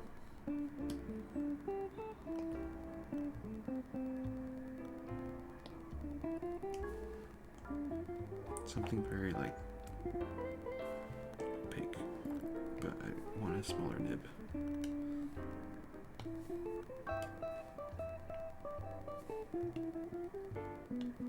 Okay, that's good.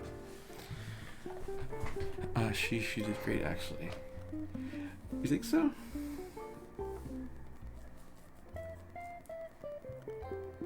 The top part was kind of off a little, but I mean, I did kind of like just rush into it, so that does account for most of that off proportion.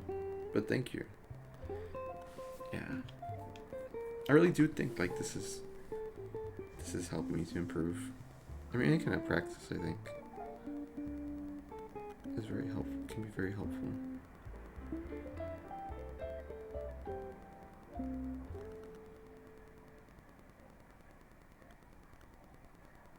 But the thing I like most is just doing it my own way, in a way that's kind of like very fun for me. And this is like very fun for me, just kind of like messing around with different brushes and just kind of like winging it, getting into problems with like drawing, and then like trying to figure it out. And yeah, like this is like, that's really fun for me.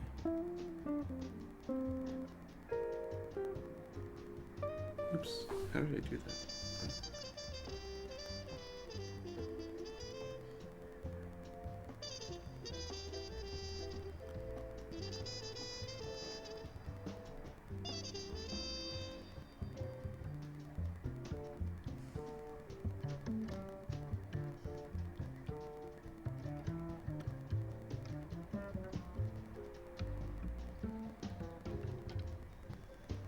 Get this color done. Yeah, it really does feel like inking now. I wonder if in the original course like that was also sort of like the intent. Just kind of feel like you're filling in the image more. It lines up really well. Yeah, thank you. Yeah, I was kind of surprised too. I was like, whoa.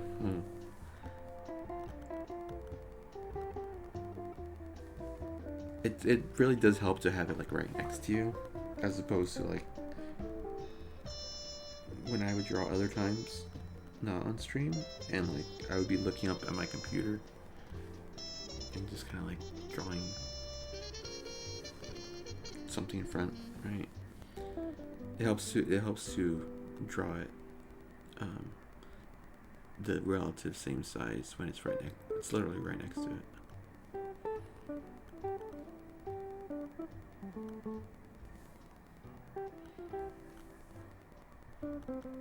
I don't know if you were here, Chicana, when I was talking about earlier in the stream, when I was talking about how I bought a drawing tablet, like literally like the cheapest, kind of highest quality one I could get. It's like 6 inches by like 4 inches. It's a Wacom or Wacom,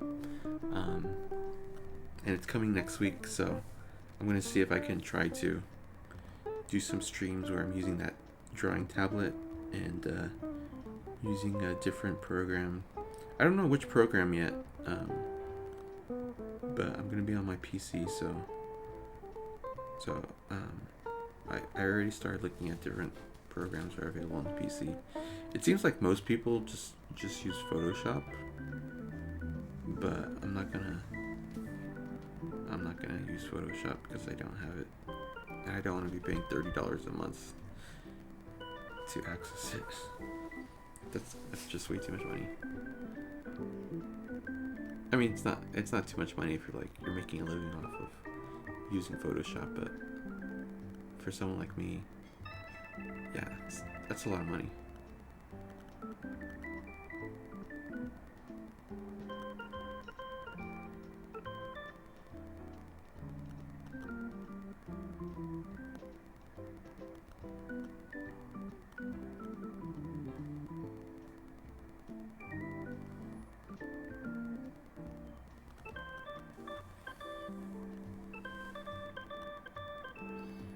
Okay, I think I'm almost done here.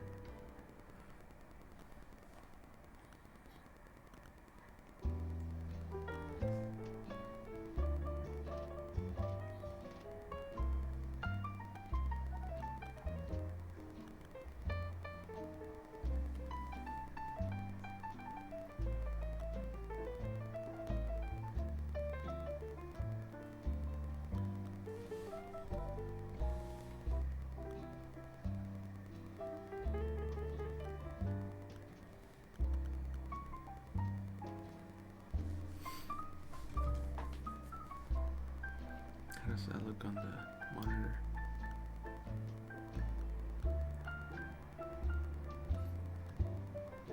Yeah, I mean that looks like it. That's the gist of it. Okay, cool. So I guess drawing it in pencil and then inking it or using ink to fill in detail works well. I think that works well. So I think I'll do that for this one here. Which means I can draw it up here and then just move it down to where the more refined images. Okay.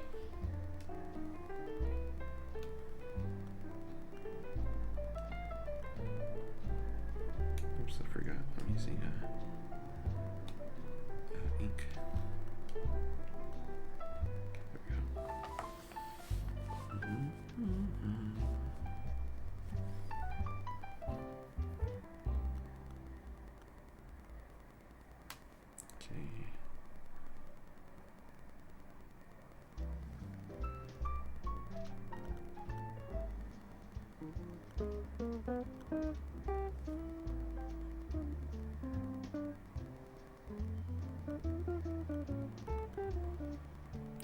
Across, bring it down.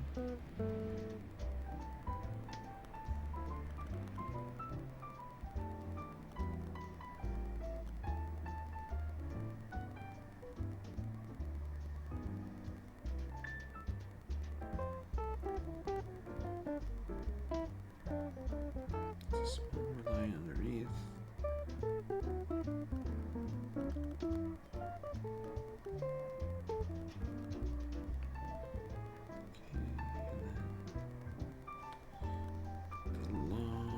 Stretch. Oh, it's too long. That's a big nose.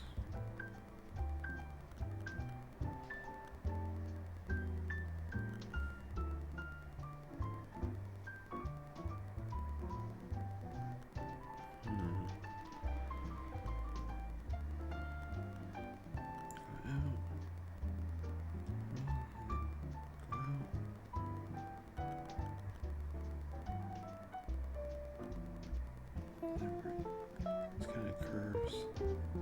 I think this is like his beard, right? These kind of curved lines.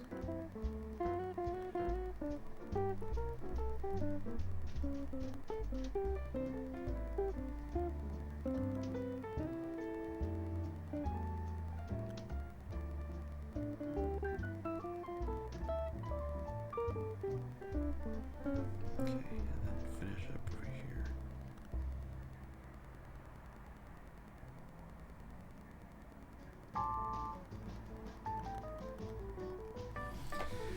Ooh.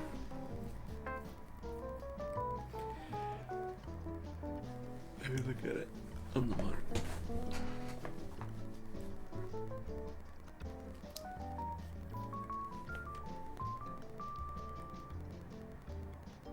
Yeah, the nose is a little bit too long. Yeah, I kind of felt that when I was drawing it.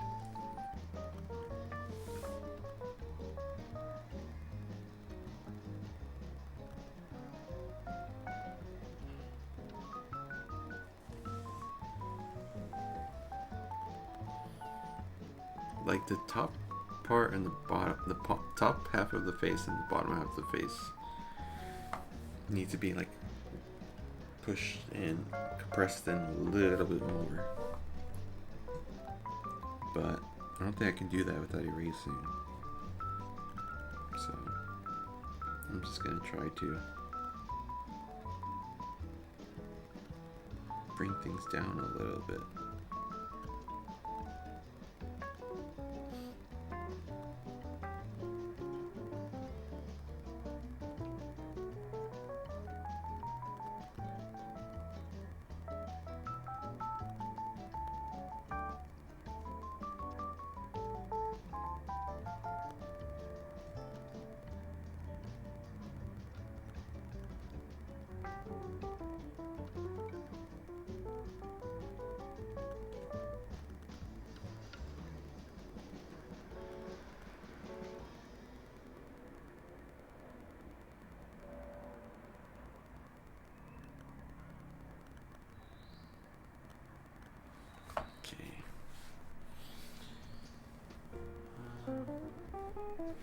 I'm gonna grab some water real fast.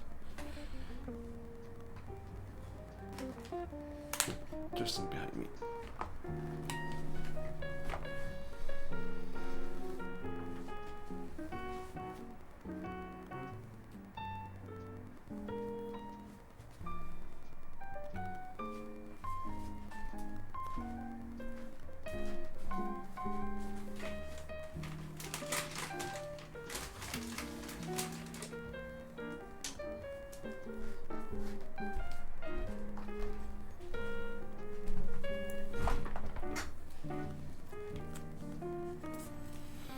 I have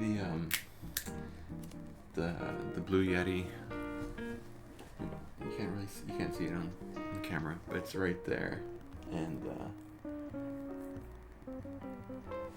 I guess you can take it to Whole Foods for returns. I don't even need to like put it in a box or like print out return label.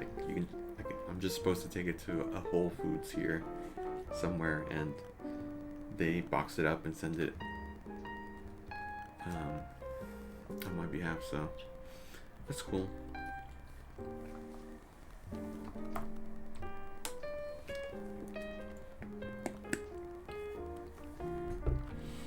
I'm hoping to be able to get a new one someday, but I think things are okay right now as far as audio. It just seems so professional. Okay, let's see.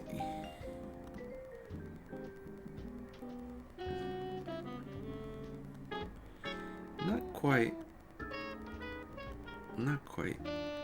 It's a little bit bigger. And if I were to shrink it down.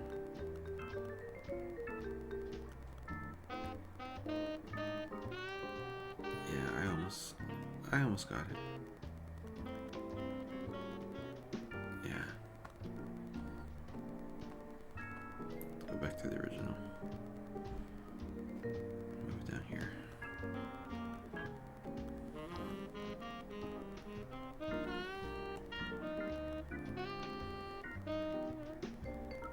Okay. Let's go back to the link. Here. And then get it black.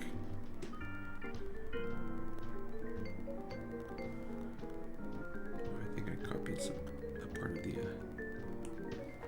reference.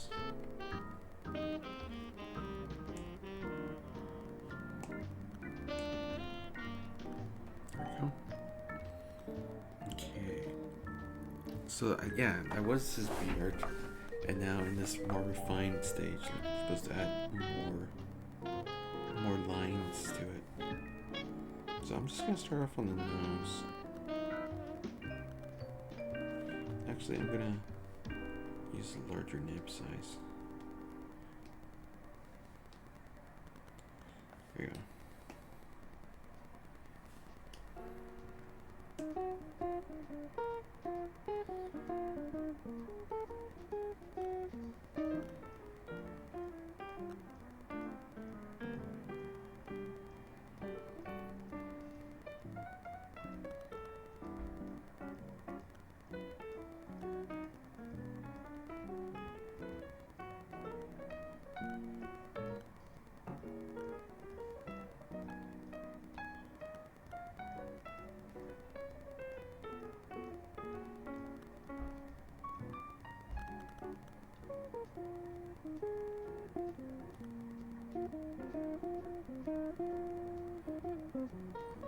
really gotta be careful not to overdo it here.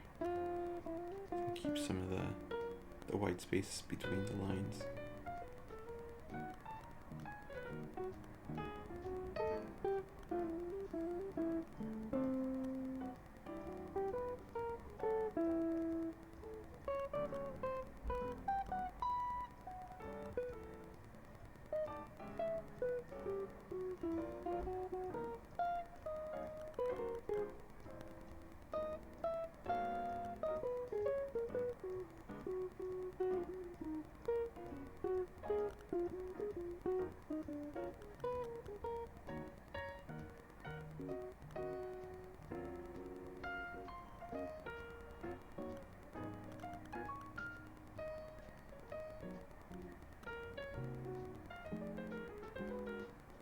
Oops, made a line.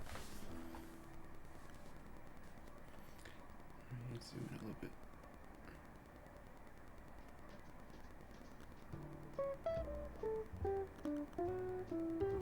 No, I don't want to make a line.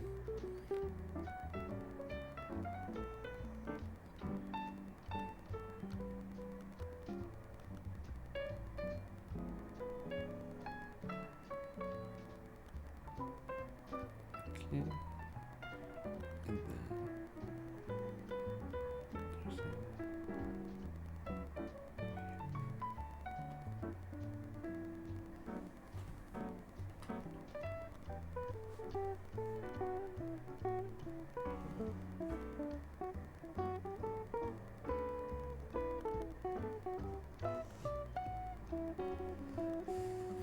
And then this is a very cool way of drawing hair using lines. Very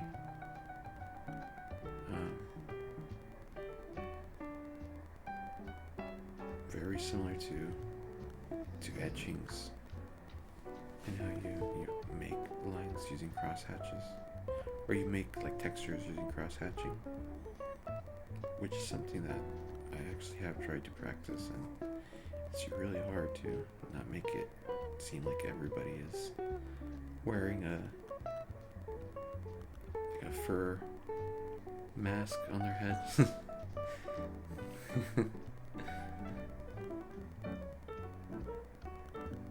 You just want to add the right kind of detail, the right kind of information, and not like go overboard, which is like my problem. I just tend to add lines everywhere at random.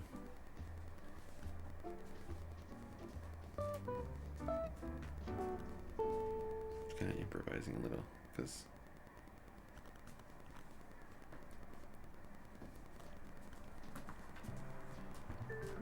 I think it looks better.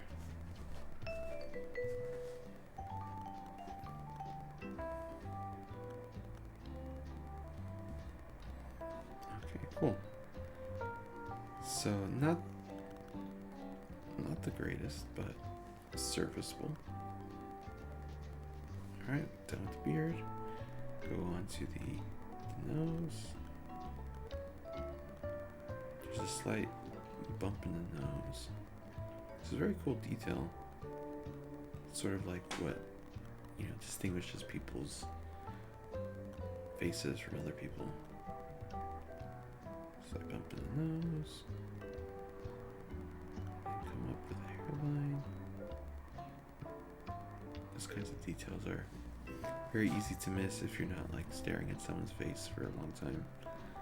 It's just kind of hard to do in public. But if you're drawing them, then then that's a whole different story. You can stare at people's faces and notice their features. Although I've never really drawn anyone like that, like approach, or like, how they do drawings. You can commission someone to do a drawing for you at like a fair, like a pier, or something like a public square. Obviously I'm not at that stage where I can like draw characters of people, but I think it'd be interesting to observe how people react to being drawn.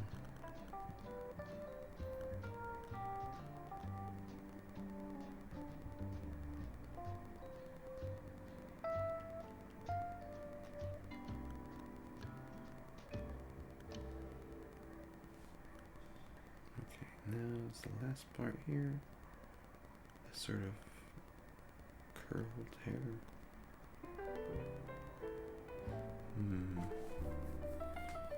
Yeah, I can see how I got off the reference, because this area here on the reference is supposed to align with the corner of the eye, and mine is a little bit higher. Like, this is where mine is. So maybe that means I drew the eye a little bit too curved, like it's curving down. It should be a little bit more flat.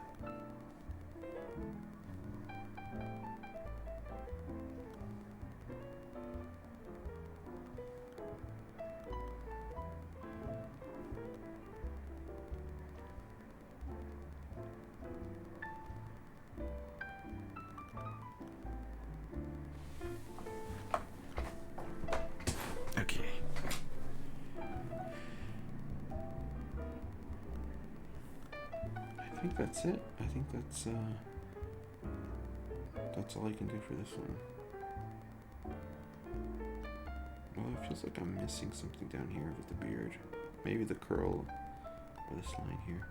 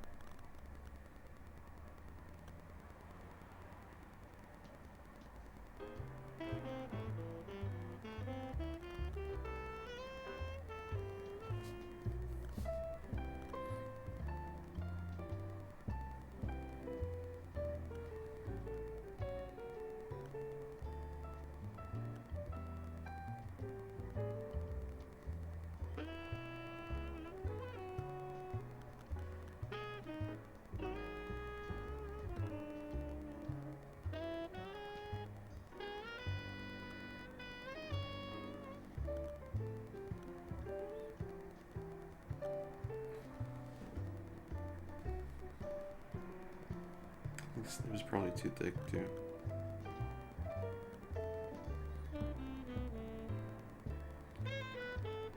I guess I'll do the other two, or the other three. I'll stick with the nib that's a little bit thinner.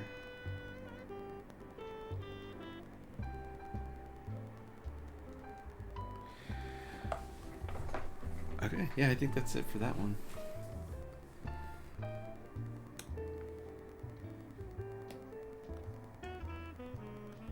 Should we compare it?